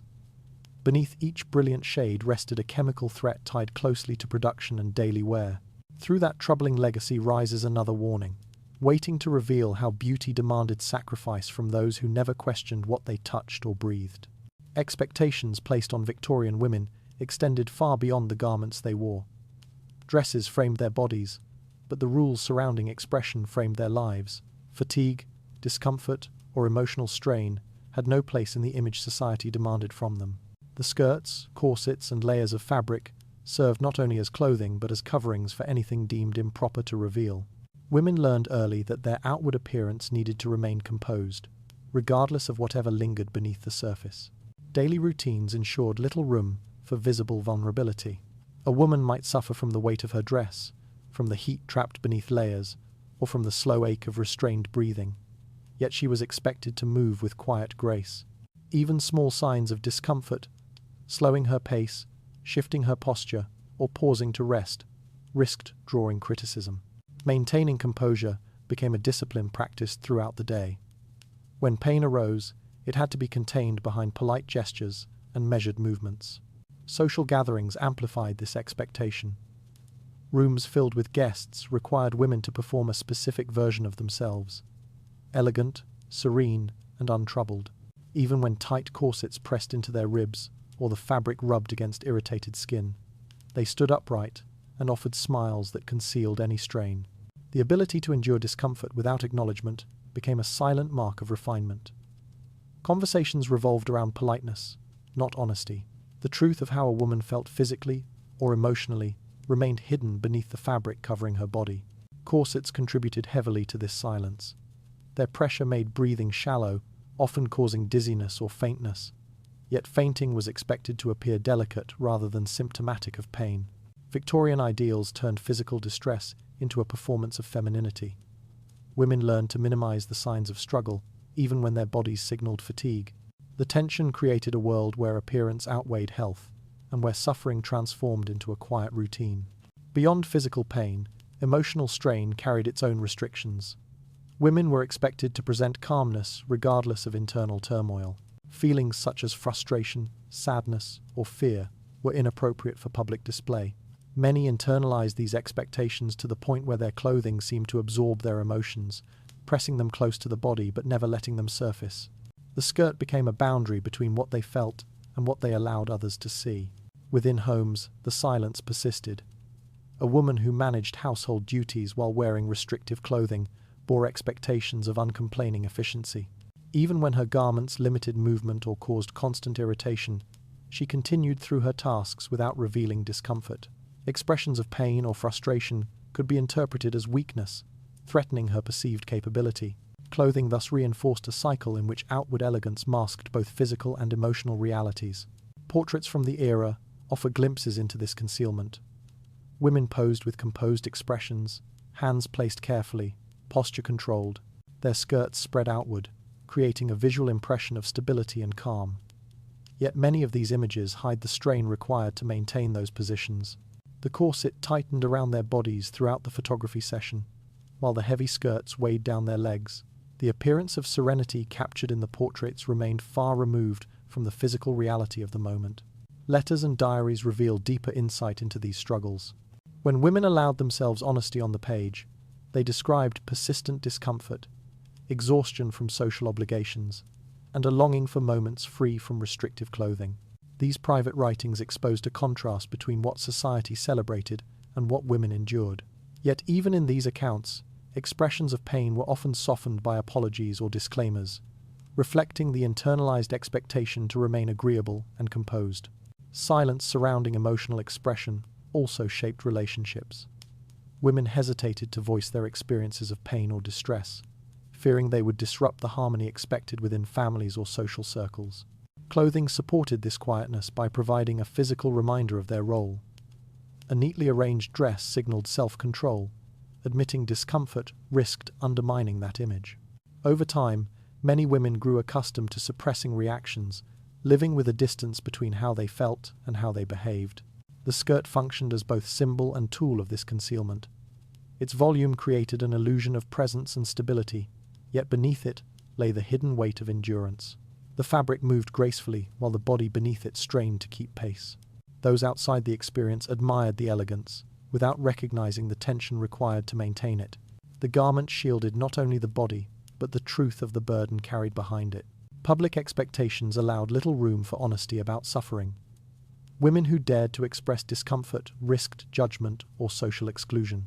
Their clothing worked against them by reinforcing the image of effortless beauty. Any deviation from this image seemed like a failure to meet accepted norms. As a result, many remained silent about the pain their garments caused, accepting distress as a standard part of life. Looking through historical accounts, it becomes clear that Victorian fashion did more than dictate appearance. It shaped emotional behavior. The combination of physical restriction and societal demand created an environment where women felt compelled to hide discomfort. Their clothing, admired for its beauty, became a boundary that restricted vulnerability and pressed silence into place. This account of concealed strain reveals how Victorian garments required women to bury discomfort beneath polished exteriors. Beneath each controlled gesture rested emotions tightened as firmly as any corset. Beyond that, quiet endurance rises another weight, waiting to reveal how clothing dictated even the private language of the body. Movement inside a Victorian dress rarely passed unnoticed. The metal frame beneath the skirt created a series of soft but persistent sounds, each produced by wires shifting against one another as the wearer walked. These clicks and subtle rattles accompanied her through rooms, hallways, and streets. What seemed like a delicate rustle of fabric from afar revealed itself, up close, as the mechanical rhythm of a garment that refused to remain silent. The woman wearing it learned quickly that every step announced her presence, even when she wished to pass quietly. The sound did more than draw attention. It created self-consciousness. Women walking into social gatherings often felt the weight of many eyes turning toward them, listening as much as looking. The clicking from the frame suggested awkwardness, even when the wearer maintained impeccable posture. Any sudden movement, turning too quickly, adjusting her skirt, or misjudging a step, amplified the sound, making it seem as if the dress itself betrayed her efforts to remain graceful. Control over that sound proved nearly impossible. The garment responded mechanically rather than emotionally, its structure indifferent to the woman's attempt at elegance. Crowded environments worsened the effect. In narrow corridors or busy parlors, the frame brushed against furniture, triggering louder rattles that drew unwanted attention. Women learned to adjust their pace, slow their steps, and minimize turns to prevent the noise from escalating. Even then, the sound lingered. It followed them like a reminder of the rigid expectations placed upon them. Silence was associated with refinement, yet the presence of the frame denied them that luxury. The noise became another form of constraint, forcing women to navigate not only space, but the reactions of those around them. Many feared social embarrassment more than physical discomfort. A poorly positioned step could cause the metal to snap back with a sharp click, loud enough for bystanders to notice. Young women, attending their first balls, often worried that the sound would mark them as inexperienced or clumsy. Even minor imperfections in movement risked mockery. A skirt that did not glide quietly was considered a sign of lacking refinement, regardless of the wearer's effort. The pressure to appear effortless confronted the mechanical reality of the garment that refused cooperation. Social reactions reinforced this anxiety. Children and adolescents sometimes laughed when they heard the unpredictable noises, and adults occasionally exchanged amused glances. Although rarely voiced directly, the judgment was felt sharply by the wearer. The dress, meant to display poise and status, became a source of vulnerability. Women walked with heightened awareness, monitoring each shift of the frame as though observing a companion capable of exposing them without warning. To manage the noise, women developed subtle methods of movement. They learned to shift their weight evenly, allowing the frame to settle before taking each new step. Some lifted the skirt slightly when turning corners to reduce friction between the wires. Others shortened their stride to prevent the frame from bouncing. These tactics required concentration, transforming walking, a simple human action, into a constant negotiation with the garment. Even when the techniques helped, the noise never disappeared entirely. It simply softened into a controlled whisper, still audible but less disruptive. The sound reminded women of the unnatural modifications imposed upon their bodies. Their steps no longer reflected their natural gait. Instead, the dress dictated the rhythm. Listening to the faint metal clicks beneath the fabric felt like hearing the boundaries placed upon them. The noise responded to every minor shift, lifting the foot, adjusting posture, moving through uneven ground. The body was not free to move instinctively. It responded instead to the demands of the garment. Over time, many internalized this adapted movement until it felt habitual, even though it distanced them from how their bodies might have moved without restriction. Certain public spaces heightened the tension caused by the noise. Churches, for instance, amplified the sound through echoes. Women walking down aisles heard the clicking follow them with each step, impossible to hide in the silence of a large hall. In theaters, the frame sounded against wooden floors as they moved to their seats, drawing attention from others already seated. Marketplaces, though louder overall, created moments where the metal rattled distinctly against a sudden pause in the crowd. The environment determined whether the sound blended into background noise or stood out sharply, yet the wearer had no control over these conditions. Letters from the era reveal that many women found the sound mentally exhausting. They felt trapped between the desire to move naturally and the social expectation to appear flawless. Even those accustomed to the garments expressed frustration at how the sound revealed the artifice of their appearance. The dress demanded stillness, yet life demanded movement. The frame responded mechanically each time they chose the latter, exposing the dissonance between expectation and reality. The noise also shaped how others interacted with them. Servants learned to anticipate approaching footsteps based on the rhythm of the clicking. Strangers in shops turned their heads when the sound entered the room. The skirt carved an audible presence that extended beyond its physical width. Women became aware that they were heard before they were seen, giving the impression of being constantly observed. Their clothing offered no opportunity for anonymity.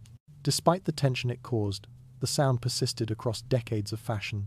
Designers improved the structure of frames to reduce weight, but never fully eliminated the clicking. Society continued admiring the silhouette created by the skirt, valuing its appearance far more than its practicality. Women endured the noise as one more sacrifice required by the era's beauty standards. This account of constant sound reveals how Victorian garments imposed a public presence women never chose. Beneath each controlled step lingered the anxiety of being heard before being understood. Through that uneasy rhythm approaches another burden, waiting to reveal how restraint is extended even to the body's most basic movements. The physical consequences of Victorian clothing reached far deeper than daily discomfort. Beneath the layers of skirts and the rigid structure of corsets, the female body endured pressures that altered its form and function over time. What appeared graceful from the outside carried strain that settled into the pelvis, the abdomen, and the organs responsible for childbirth.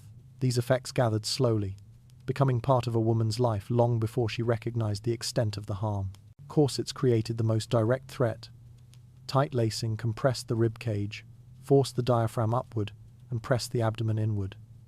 The pelvic region absorbed much of this pressure. When worn for hours each day, the bone structure adapted gradually to the corset's demands. pelvic bones narrowed, shifting in ways that restricted natural spacing. Young girls, introduced to corsets before puberty, experienced these alterations more severely. Their bodies grew around the garment's limits, shaping them into forms admired socially but compromised physically. As the pelvis narrowed, the space required for safe childbirth diminished. Women entered adulthood with skeletal structures altered by years of compression. Physicians documented cases in which labor became prolonged or dangerous due to restricted pelvic openings. Many births ended with complications not easily explained at the time. Without a modern understanding of anatomy, these difficulties were often attributed to weakness or fate, not to decades of restrictive clothing. Yet the patterns appeared consistently, particularly among women from wealthy households who wore tighter corsets from an early age. The organs within the abdomen suffered under continuous pressure. The uterus, situated beneath the compressed region, struggled to maintain its natural position. Compression displaced it upward or backward, interfering with circulation and reducing space for its normal function. Some women experienced chronic pain or irregularities they could not explain. Doctors offered vague diagnoses, attributing symptoms to nerves or emotional strain rather than mechanical pressure. Meanwhile, the garment continued reshaping its internal landscape each day it was worn. Pregnancy introduced new complications.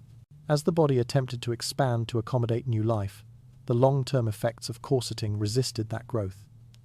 A uterus accustomed to compression could not widen easily. Blood flow to the reproductive organs remained compromised by years of restricted circulation. Women reported faintness, abdominal tightness, or difficulty breathing during pregnancy. Yet many persisted in wearing modified corsets, meant to maintain a socially acceptable silhouette.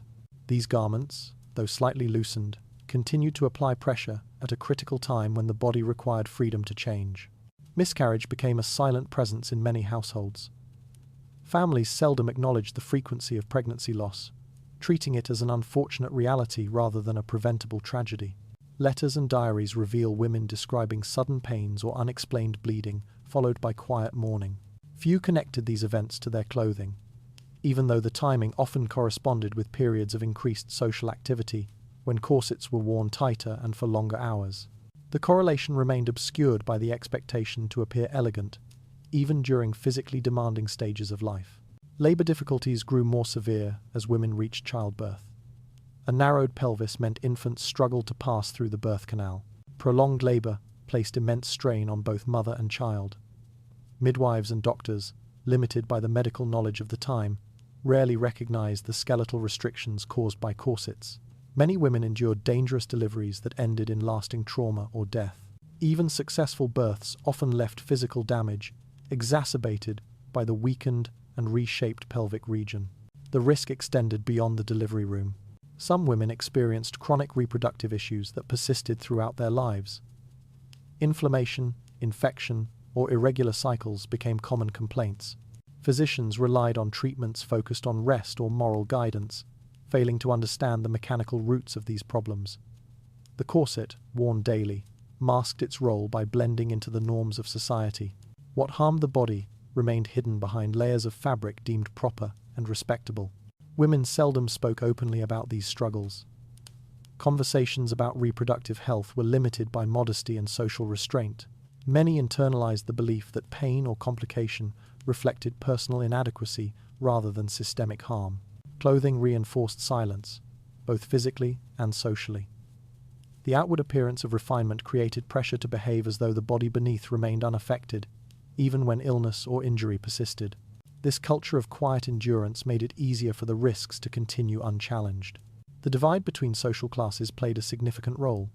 Wealthier women, bound by strict fashion expectations, wore corsets more frequently and more tightly than those who labored daily. Their risk of long-term reproductive harm increased accordingly. Meanwhile, working-class women often wore looser garments out of necessity, allowing their bodies more freedom. Yet even among them, special occasions demanded restrictive attire that carried its own dangers.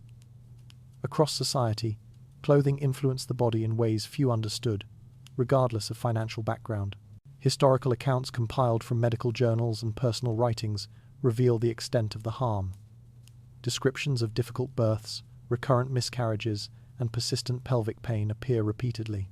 Modern analysis confirms what these women could not articulate. Their garments worked against their anatomy. The expectation to maintain a small waistline came with a cost few acknowledged until the damage had already taken root. This account of hidden harm reveals how Victorian fashion reached beyond discomfort to alter the body's most intimate functions. Beneath each tightened lace lay consequences that shaped entire lives. Out of that lingering strain comes another form of control, waiting to reveal how clothing dictated not only health, but daily dependency. Women in the Victorian era moved under the weight of fabric, rigid structures, and a set of expectations that shaped their daily routines long before they shaped their appearance. Every layer added another limit, and every adjustment removed another piece of personal autonomy, until the clothing itself began to determine what a woman could or could not do. The idea of control was rarely discussed directly at the time, yet it lived quietly within the choices offered to them, and the choices withheld from them. A dress could dictate how long they stood, how carefully they walked, and how much assistance they needed just to complete a typical day. With enough repetition, these restrictions stopped feeling foreign and gradually became part of ordinary life. Movement was the first domain shaped by these garments. Heavy skirts and structured frames made bending down difficult, lifting objects nearly impossible, and any form of physical exertion unthinkable. The required posture reinforced the expectation that women should not engage in strenuous activity, and over time, this expectation was folded into routine. Tasks that required strength became the responsibility of others, and the absence of physical independence became normal rather than alarming. It is almost ironic that a garment advertised as graceful was more effective as a barrier than as a symbol of beauty. Even without explicit rules, the design of the dress itself ensured that women were constantly reminded of their limitations. Assistance became unavoidable in daily life. Tightly secured corsets required another pair of hands to tighten properly, and the layered skirts needed adjustment to prevent tangling or dragging. Even simple activities, like climbing stairs or stepping into a carriage, often required support from a servant or family member. Over time, this dependency blurred the line between custom and necessity. The more the garments dictated what women could accomplish alone, the more society viewed reliance on others as natural. If someone today needed help every morning just to get dressed, people would likely question the practicality of the clothing rather than the person wearing it. Yet in the Victorian era, the burden was placed entirely on the women, not on the expectations that restricted their autonomy. Social norms further amplified the limitations created by the clothing. Women were discouraged from appearing tired, exerted, or disheveled, which meant any strain caused by the dress had to be concealed. They learned to hide discomfort behind controlled gestures and practice stillness so that the weight of the fabric would not betray them. The need to maintain composure at all times added another layer of restriction, not physical but behavioral. I find it striking how easily a daily inconvenience can turn into a social standard once it is repeated long enough. The garments shaped not only their actions, but also the way they were expected to present themselves to the world. Another consequence of these restrictions was the narrowing of acceptable activities for women. Physical labor, travel, or any form of rapid movement became incompatible with the clothing and eventually incompatible with expectations of femininity. The dress, originally marketed as a symbol of refinement, became a quiet boundary line separating what women could do from what they should refrain from doing. The less they moved freely, the more society concluded that they were naturally unsuited for certain tasks. Clothing shaped perception, and perception shaped opportunity. Household arrangements reinforced this hierarchy. Women of higher social status often had servants to assist with dressing, managing the weight of the garments, or helping them navigate through narrow passageways. Women of lower social status, though burdened by fewer layers, still contended with restrictive clothing that limited their ability to perform labor efficiently. The divide was clear, yet the underlying principle remained the same. The dress dictated the level of independence a woman could maintain. The more elaborate the clothing, the more assistance she required, and the more that dependence became part of her identity in the eyes of others. Public spaces exposed the consequences of this dependency even more starkly. Narrow corridors, uneven streets, and crowded gatherings became obstacles that required careful planning. A woman navigating these spaces alone risked entangling her skirts, tripping over the weight of the fabric, or attracting unwanted attention because her clothing made movement conspicuous. Any misstep was often blamed on the woman, rather than on the dress that limited her mobility. These small, repeated moments of vulnerability created a pattern of discouragement, pushing women to rely even more on companions or attendants whenever they ventured outside. Over time, these expectations merged into a broader framework of control. A woman who relied on others for physical tasks, daily routines, and public movement was easier to direct, easier to monitor, and easier to confine within the social boundaries set for her. The clothing did not need to enforce obedience through force. It created conditions in which independence was inconvenient, uncomfortable, or socially inappropriate. In this way, control did not appear authoritarian. It appeared routine, polite, and even elegant. The impact of these norms extended into private life as well. A woman's schedule was shaped by the time required to dress, the limitations on how long she could stand or walk, and her need for assistance with tasks that her clothing made difficult. Simple spontaneity became rare. Every action required preparation, and every outing required coordination. Independence faded into a carefully managed set of movements, each defined by the constraints of the dress she wore. As these limitations accumulated, a pattern emerged. Clothing had become one of the quietest, yet most effective tools of social control in the Victorian world. The boundaries placed on women's movement and autonomy were woven into their daily routines and hidden beneath layers of fabric. Yet they influenced nearly every aspect of life. Even without explicit enforcement, the garments shaped behavior and expectation, reinforcing a structure of dependency that remained largely unchallenged. This account of restriction reveals how clothing quietly dictated a woman's capacity to act. Each tightened layer pressed her into routines, built on dependence and silent obedience. Beyond that imposed stillness lies another truth, waiting to uncover what was sacrificed so those gowns could exist at all. They came from narrow alleys and crowded tenements, drawn into the world of fabric and needles long before they understood the meaning of work. Their hands were small, thin, and quick, and that made them valuable to the factories where dresses were assembled layer by layer. Inside those dim rooms, children sat close enough for their shoulders to touch, each holding pieces of material they were instructed to stitch together for hours without pause. The air was thick with the dust of broken fibers, and every breath carried a faint bitterness from the dyes that coated the cloth. Nothing about the place resembled the elegance of the gowns that would eventually sweep across ballroom floors. It was just a narrow workshop filled with tired bodies and the constant scrape of needles through coarse fabric. Children were chosen because they cost less. Factory owners calculated that a tiny wage would be enough to keep them at the tables each day, and the numbers always worked in favor of profit. The younger the worker, the smaller the pay, and the smaller the pay, the larger the margin. That cold arithmetic shaped entire rooms of young faces bent over their tasks. They worked through mornings that never seemed to brighten, and nights that arrived long before they were allowed to leave. The owners insisted the children's hands made finer stitches, claiming it as a skill, but it was simply exploitation dressed as practicality. It is mildly absurd that society praised the beauty of a gown while ignoring the children who coughed their way through making it. Hours inside these workshops moved slowly. The air was so thick that windows were often kept shut to prevent fabric from blowing. In that stale environment, dust clung to hair, skin, and lungs. Some children came home each night with rashes on their arms, while others developed persistent coughs that never fully faded. Supervisors called it ordinary, but ordinary did not mean harmless. The days accumulated like sediment, settling into their bodies before they were old enough to understand what long-term harm felt like. When one child collapsed from exhaustion, the others were told to keep working. Time, after all, meant money, and delays were unacceptable.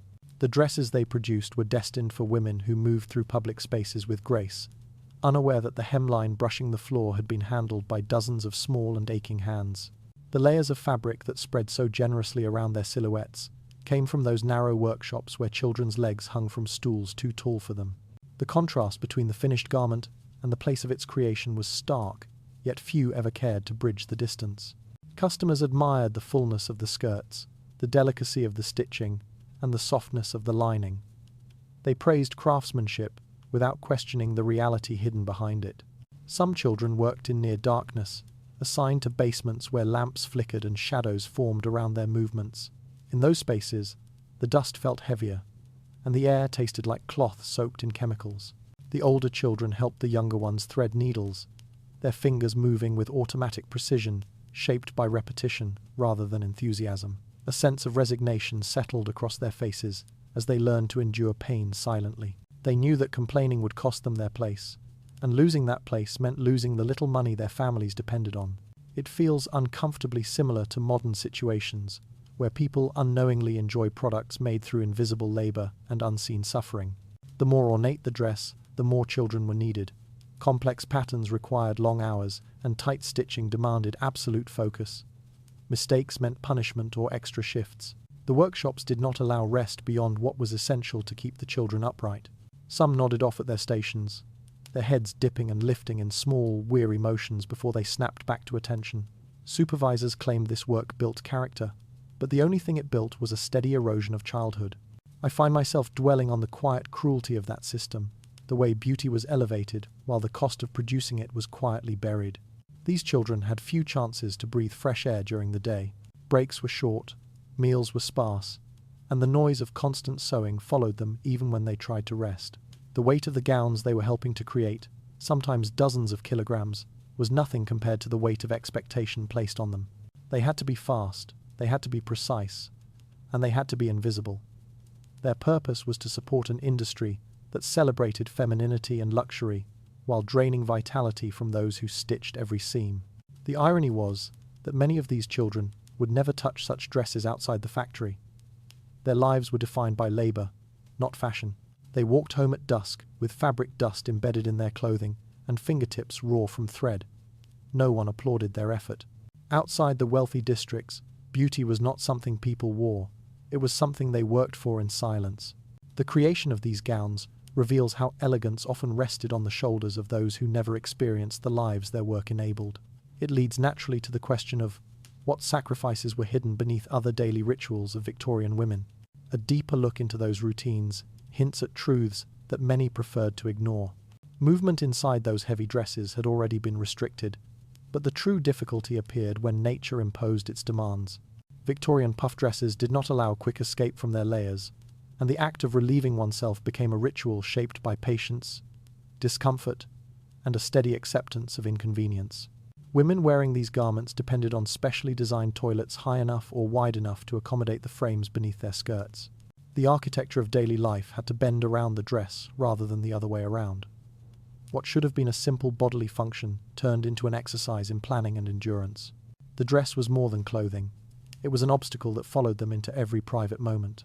The structure beneath the skirt extended outward in a rigid circle, making it nearly impossible to maneuver in small spaces. Even entering the room designated for such needs required careful calculation of angles. Once inside, there was the matter of lowering oneself onto a seat, shaped specifically to accommodate the metal or whalebone supports. Those supports were unforgiving, and a slight misalignment could cause bruises or painful pressure against the hips and thighs. Letting the dress settle without folding or bending the wrong way took practice. Women often learned these techniques in silence, aware that asking for help would reveal the embarrassing limitations hidden behind elegance. Removing the multiple layers of clothing demanded time that many did not have, especially during emergencies. There were petticoats, underskirts, laces, and the ever-present corset constricting the torso. Each piece required delicate adjustments rather than quick motions. The more elaborate the dress, the more complicated the task.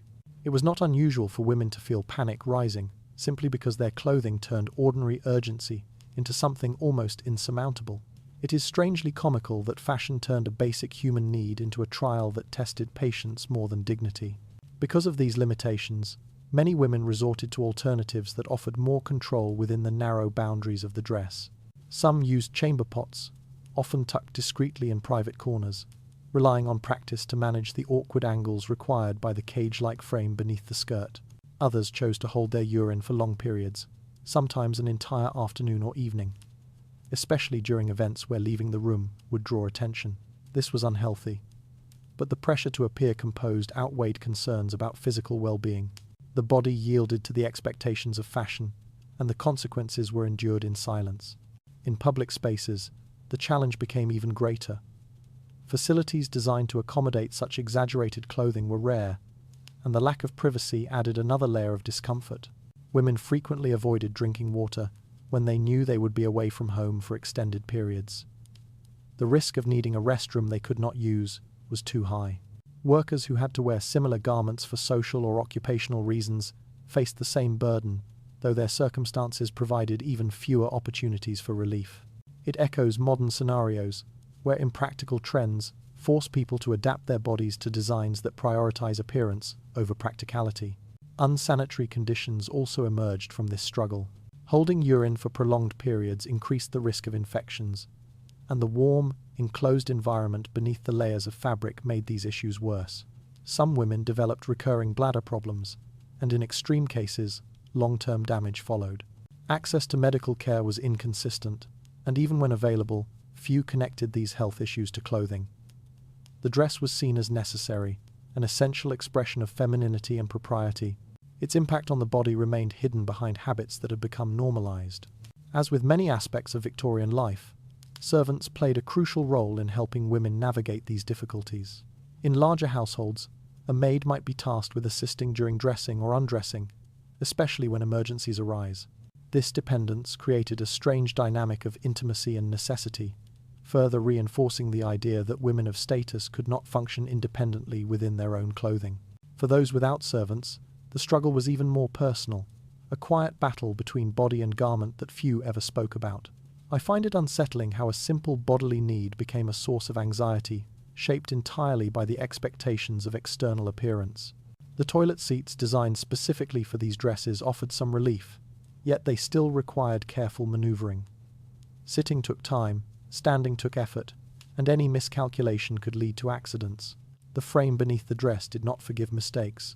Women navigated these moments with steady, practiced patience, but even the most experienced among them felt dread when urgency collided with the slow, deliberate actions their clothing required. In private diaries, some left hints about the frustration hidden beneath politeness. They described the discomfort, the inconvenience, and the long hours spent resisting the body's natural needs. These entries reveal what fashion rarely admits, that beauty demanded sacrifices extending far beyond the visible. Every layer added complexity, every adjustment took time, and every minute spent managing the garment was a minute stolen from comfort and ease. For all its elegance, the dress made even the most basic activities burdensome. It shaped behavior, restricted choices, and imposed a constant awareness of physical limitation. What appeared refined on the outside often concealed strain within, and nowhere was that more evident than in the private struggle to simply use the restroom. This account of constrained privacy shows how a garment dictated the most intimate aspects of daily life. It also points toward other quiet hardships, woven into the routines Victorian women were expected to endure. Another layer of this story waits in the way these dresses shaped movement, opportunity, and a woman's place in the world. Life inside Victorian homes had already been shaped by expectations of composure and restraint, yet the presence of the puff dress intensified this separation until isolation became a familiar condition. The garment created a physical barrier between the wearer and the world outside, defining her movements and the spaces available to her. With the dress expanding outward in a rigid circle, any involvement with tasks requiring bending, lifting, or steady footing became unrealistic. Women found themselves unable to perform even simple household activities without first calculating how their dress might collide with furniture, walls, or other people. The demands of daily life shrank to the size of rooms that could accommodate the skirt's enormous footprint, and that limitation became the framework through which many experienced their days. Walking long distances was nearly impossible. The dress added weight, volume, and friction, making extended movement exhausting. The constant awareness of balance forced slow, measured steps, as any sudden change in direction risked entanglement or stumbling. Streets filled with crowds, uneven ground, or narrow paths were no longer accessible. Public transportation was only viable if seats were wide enough, or if other passengers tolerated the space taken by the inflated skirt. Many women simply stayed home, developing routines centered around parlors, sewing rooms, and hallways large enough for careful pacing. The outside world became a distant landscape observed from windows rather than experienced directly. Inside private spaces, these dresses shaped posture, gestures, and even the atmosphere of interactions. Parlor rooms were structured to highlight the presence of elegant clothing, with wide chairs and open floor areas designed more for display than function. Women wearing puff dresses sat with their skirts arranged outward, creating a kind of soft barrier between themselves and anyone who approached. Social gatherings became choreographed scenes in which movement was minimal, and conversation formed the primary expression of participation. It is oddly amusing how furniture and room layouts had to adjust themselves just to accommodate the demands of a single piece of clothing. Because their clothing prevented them from assisting with labor-intensive tasks, women were increasingly pushed into roles focused on presence rather than activity. They were expected to maintain an appearance of ease, gentleness, and refinement, even though the dress restricted nearly every practical movement. Any attempt to engage in physical work risked damaging the garment or causing discomfort, so responsibilities shifted onto servants, family members, or hired workers. This dependence reinforced the idea that a woman's proper place was not in fields, workshops, or markets, but within the controlled environment of the household. Her value was linked to stillness, not productivity. Travel outside the home required careful preparation. The dress made boarding carriages difficult and sometimes dangerous. The act of stepping into a vehicle with limited clearance demanded strength and coordination that the dress actively prevented. Bustle frames or hoop skirts caught easily on corners or metal steps, and the effort required to lift the layers was hindered by the corset's constriction. Women often relied on others to assist them, turning simple departures into slow, coordinated events. This dependence subtly reinforced the notion that they were not meant to navigate the world independently. Even when they managed to leave the house, the reach of the dress limited where they could go. Markets, workshops, and busy streets presented too many hazards. Narrow aisles or crowded corners were incompatible with the wide circumference of the skirt. Places associated with intellectual or civic life, such as libraries or meeting halls, were equally impractical, unless designed for upper-class gatherings, where space was abundant. The dress dictated which environments were appropriate, thereby shaping a social map that excluded those who wore it from many aspects of public life. In households where women were expected to embody elegance as a representation of family status, the dress served as both symbol and confinement. It implied superiority, refinement, and wealth, while simultaneously removing the wearer from the rhythms of ordinary living. Tasks such as cooking, cleaning, gardening, or caring for children were delegated to others, leaving women to occupy roles centered around presence rather than action. This separation from labor deepened social hierarchies, even within the home. It resembles how modern expectations sometimes confine people through aesthetics that demand effort but offer little practical value. The emotional impact of this separation appeared quietly in diaries and letters. Women described long hours spent indoors, rarely venturing beyond the same few rooms. Opportunities to engage with the world became limited to social visits or carefully planned outings. The lack of mobility fostered a sense of waiting for events, visitors, seasons, or moments when they could step outside the boundaries imposed by clothing. Many expressed fatigue from the constant need to remain composed while navigating a garment that resisted their every movement. The physical restriction blended with emotional stagnation, creating a life lived in controlled stillness. Even relationships were shaped by these limitations. Interactions with family members were influenced by the distance the skirt created, both physically and symbolically. Children had to approach carefully, and affectionate gestures required coordination. Shared tasks were curtailed, as the dress prevented participation.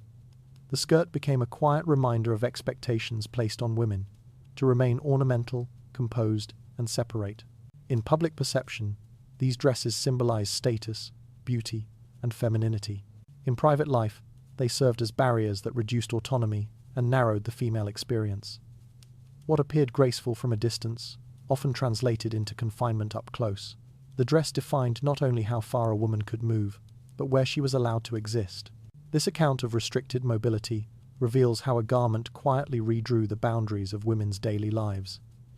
It also hints at deeper pressures that shaped their roles within families and communities. Behind those limitations waits another form of silent strain, ready to show how beauty dictated behavior in ways not easily escaped. Heat was a constant companion inside the layered structure of a Victorian puff dress, though the outside world rarely considered what accumulated beneath its surface. The skirt expanded outward with layers of fabric stacked upon one another, forming a chamber in which air barely circulated. Each step stirred only a little movement, not enough to cool the skin or release the warmth trapped close to the body. As gatherings grew crowded, or rooms filled with lamps, candles, and human bodies, the interior of the dress became a place where heat settled heavily. Breathing grew shallow under the pressure of the corset, and the enclosed space beneath the skirt allowed almost no escape for the rising temperature.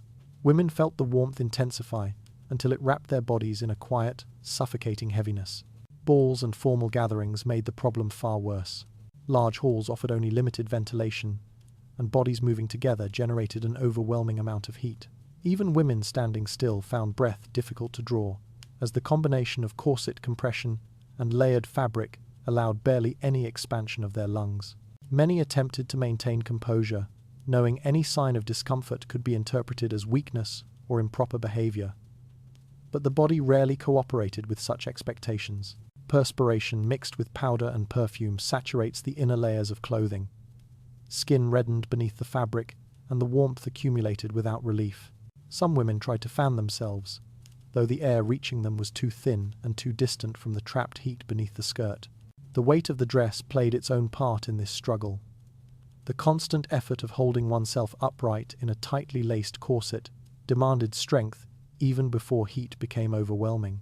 As a woman grew warmer, her muscles strained under the combined demands of posture and endurance. Lightheadedness came swiftly. Dizziness followed. When the body could no longer compensate, collapse became nearly inevitable. Accounts from the era described women fainting at gatherings, their bodies folding inwards while the skirt continued to billow outward, giving the illusion of elegance even as consciousness slipped away. Servants rushed forward, lifting skirts so air could reach the fainted woman's body, revealing how the dress itself had worked against her attempt to remain upright. Inside private homes, women faced much the same challenge.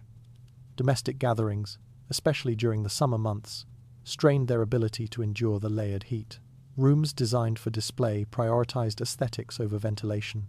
Thick curtains, heavy upholstery, and dense fabrics seemed to absorb warmth, making it difficult for anyone wearing restrictive clothing to remain stable for long periods. Women often stood near windows or doors to catch whatever draft they could, but even those small reliefs were rare.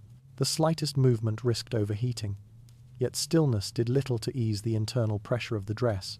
It is almost darkly humorous how a garment celebrated for elegance silently pushed its wearers toward the edge of physical collapse. The risk was not only discomfort but genuine danger. Prolonged heat exposure within an enclosed garment could disrupt breathing, strain the heart, and cause sudden loss of consciousness. Some women experienced episodes in which they awoke confused, not understanding that their dress had prevented their bodies from releasing heat. In gatherings where tightly packed crowds reduced airflow, fainting became common enough that hosts expected it. Salts, water, and attendants were kept nearby, as though collapse were a routine element of social life rather than a sign of preventable physical strain. Yet the dress remained unchanged, its shape considered more important than the well-being of the person inside it. In rare but alarming cases, suffocation occurred not only from heat, but from inadequate oxygen circulation around the upper body. The corset restricted the ribs, limiting each breath to a narrow intake. Combined with the heat gathering beneath the skirt, this created a situation in which the wearer slowly lost equilibrium. A person might feel breathless, then disoriented, then entirely unable to remain upright. These episodes could unfold within minutes, especially in crowded halls or during energetic events where the temperature rose quickly. For those already weakened by illness or exhaustion, the garment posed a very real threat. The silence surrounding these dangers allowed them to persist. Women were encouraged to endure discomfort, treating faintness as an unfortunate but acceptable outcome of beauty. Social norms portrayed collapsing at gatherings as a delicate flaw rather than a warning sign of physical harm. No one questioned whether the dress itself might be responsible, because questioning the garment meant questioning the structure of society that depended on its symbolism. So the risk remained unspoken, and those who suffered did so quietly. Many diaries from the era described moments of breathlessness, heat building beneath the skirts, and a sense of being enclosed within one's own clothing. Women wrote about stepping into side rooms to recover, or asking servants to fan air beneath their skirts in the hope of restoring stability. Despite the discomfort, they continued wearing the dresses because abandoning them meant stepping outside the role expected of them. Beauty required endurance, and endurance often came at the cost of health. The most unsettling aspect of this reality was how normal it became. Women fainted, Families worried, doctors were called, and preparations continued, as though fainting were an ordinary detail of formal life. The dress that symbolized refinement quietly placed women in danger without attracting meaningful attention or prompting reform. Its threat was quiet, consistent, and invisible to those who admired it from the outside. This account of concealed strain shows how heat and breathlessness turned elegance into a silent hazard. It offers a glimpse of how danger settled beneath layers that looked harmless from a distance. Beyond that troubling weight lies another truth, waiting to reveal how appearances continued to dictate lives in ways far less visible. Victorian society valued displays of virtue as much as it valued displays of wealth, and the puff dress became an object that allowed both ideals to merge into one highly visible symbol. Women who wore these skirts were expected to embody purity, restraint, and moral steadiness, as though the circumference of the skirt itself created a protective boundary that signaled modesty to the outside world. The garment functioned like a statement of alignment with societal expectations, a reminder that the wearer accepted the roles prescribed to her.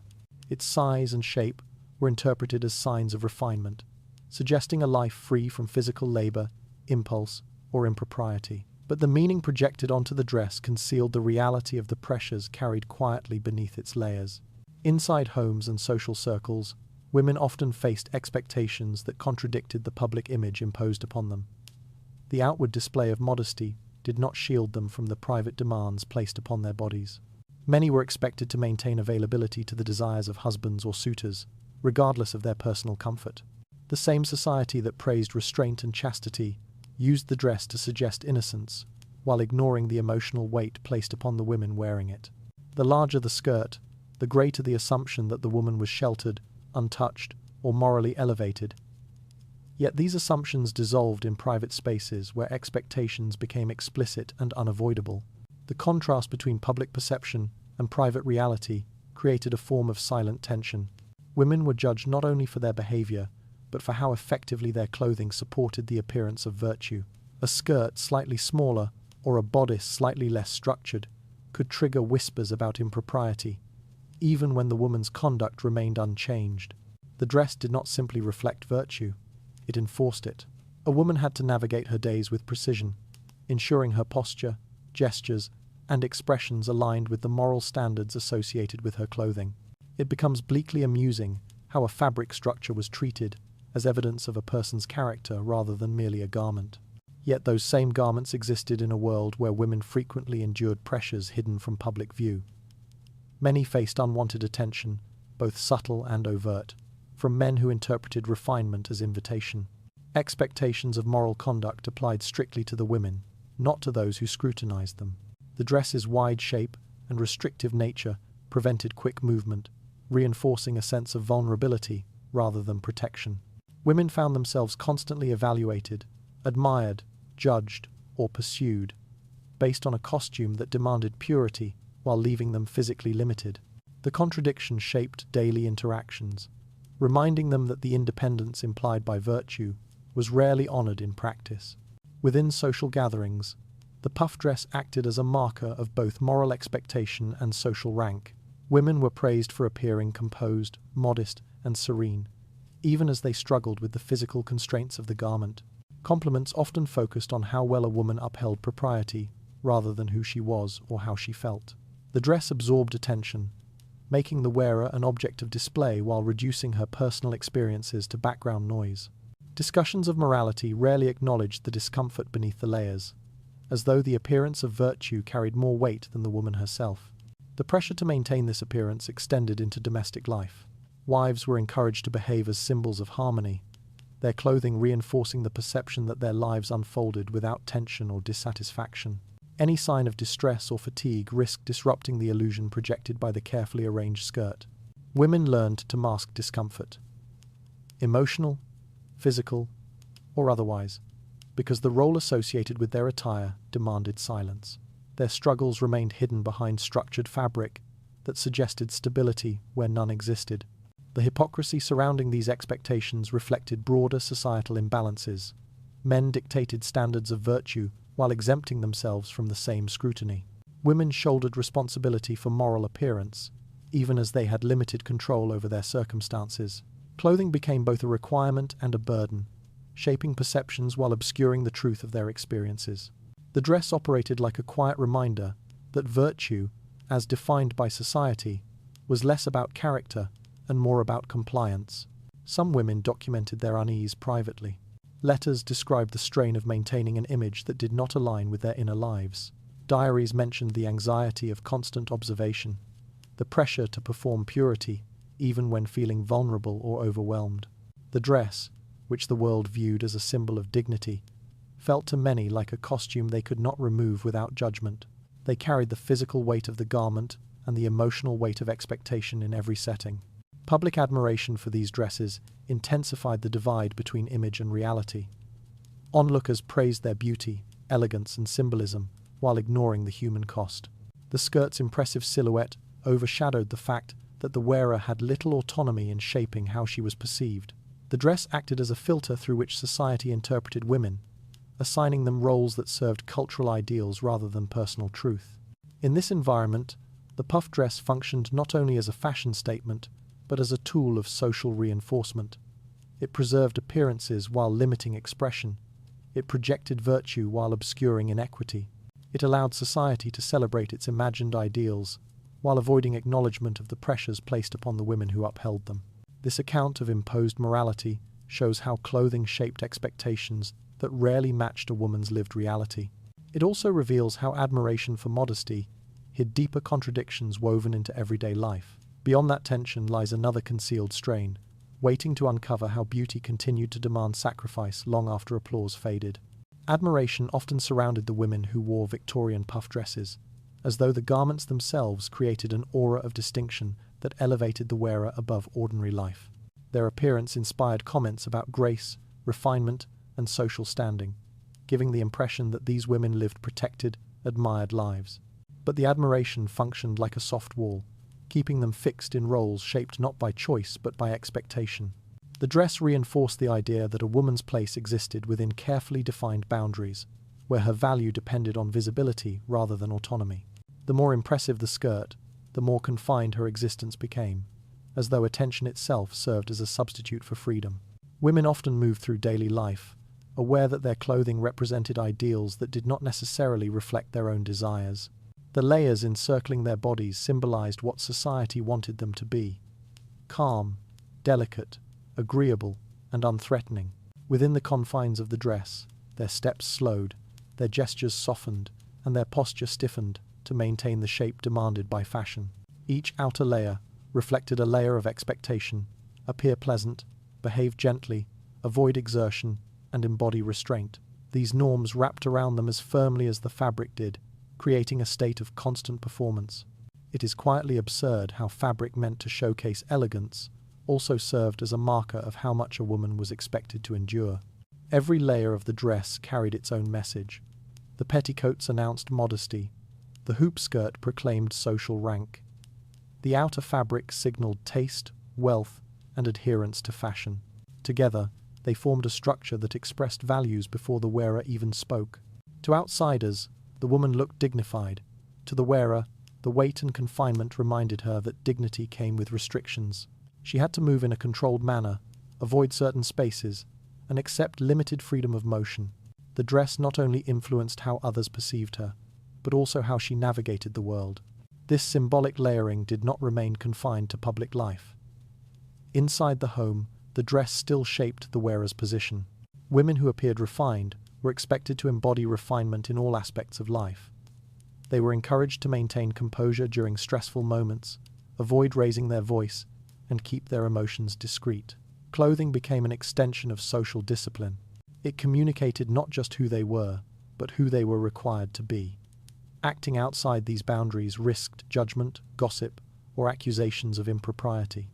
Even small lapses, moving too quickly, showing frustration, or appearing fatigued, could undermine the image the dress projected. As a result, the garment became something like a silent overseer. It enforced roles without needing to be spoken about, reinforcing behaviors that aligned with societal ideals. Women learned to adjust themselves within the dress's constraints, internalizing the expectations that accompanied it. They planned their days around what the garment would allow, not around what they wished to do. Tasks requiring strength, agility, or independence became impractical, narrowing their activities to those deemed suitable for someone in such attire. The dress created an invisible perimeter around their lives, shaping routines, choices, and opportunities. Even in seemingly celebratory moments, dinners, dances, and social visits, the dress served as both ornament and obstacle. Its presence signaled status, yet the wearer often endured discomfort and restricted movement. Compliments focused on appearance rather than capability. The admiration directed toward the garment rarely acknowledged the sacrifice required to maintain it. The beauty perceived by others came at the cost of heat, weight, and constant physical strain. Yet many women felt obligated to embrace these burdens, believing that fulfilling society's vision of beauty meant accepting limitations without question.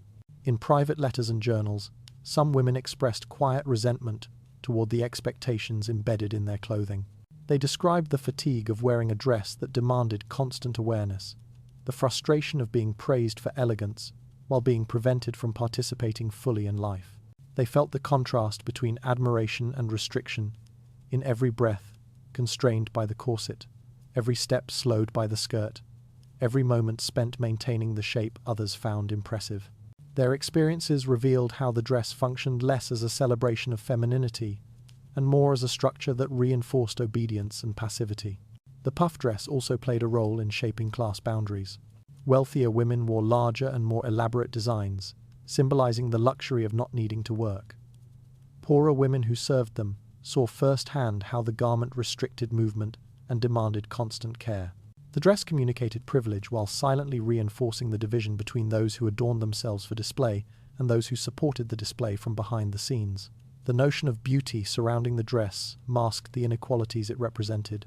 Despite its limitations, the dress remained widely admired, partly because it offered a fantasy of ideal womanhood.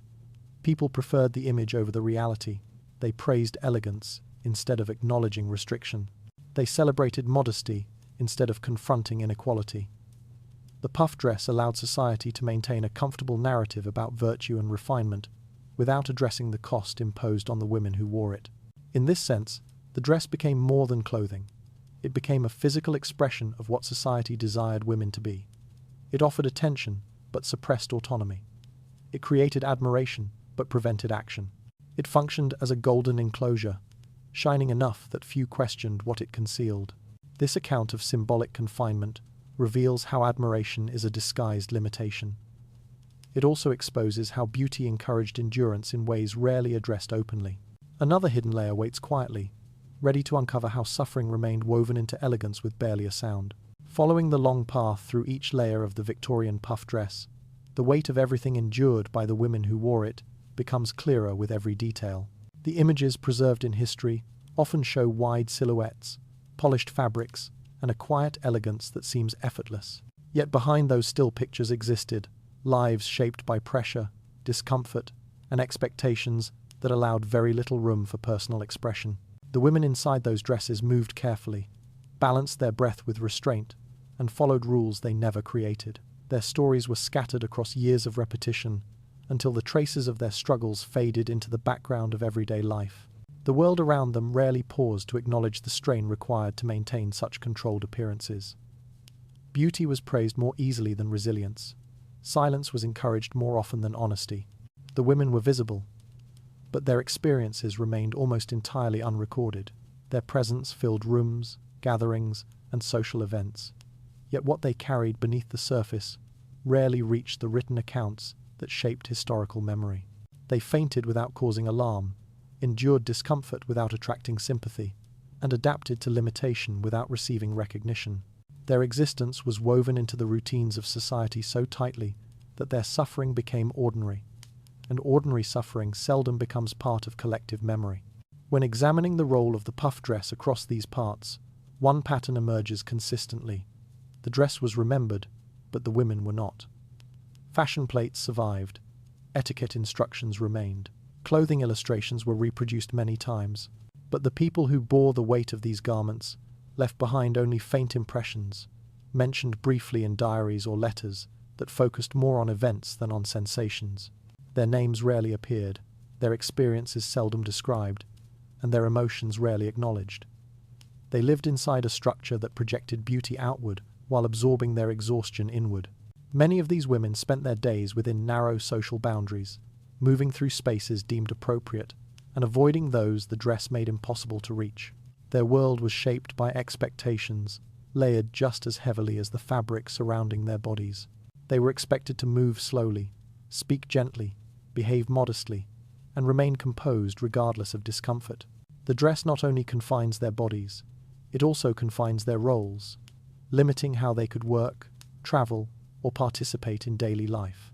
This form of separation became an unspoken rule, accepted not because it was fair but because it had always been present.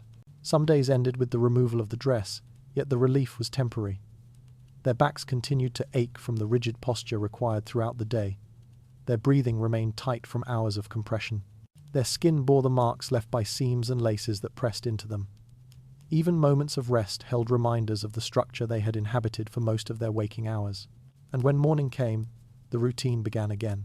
They stepped back into the frame society had created, shaped less by their own wishes and more by the expectations of those who evaluated them from a distance. The world outside these dresses carried its own indifference. Those who admired the garments did so without understanding the costs hidden beneath the elegance.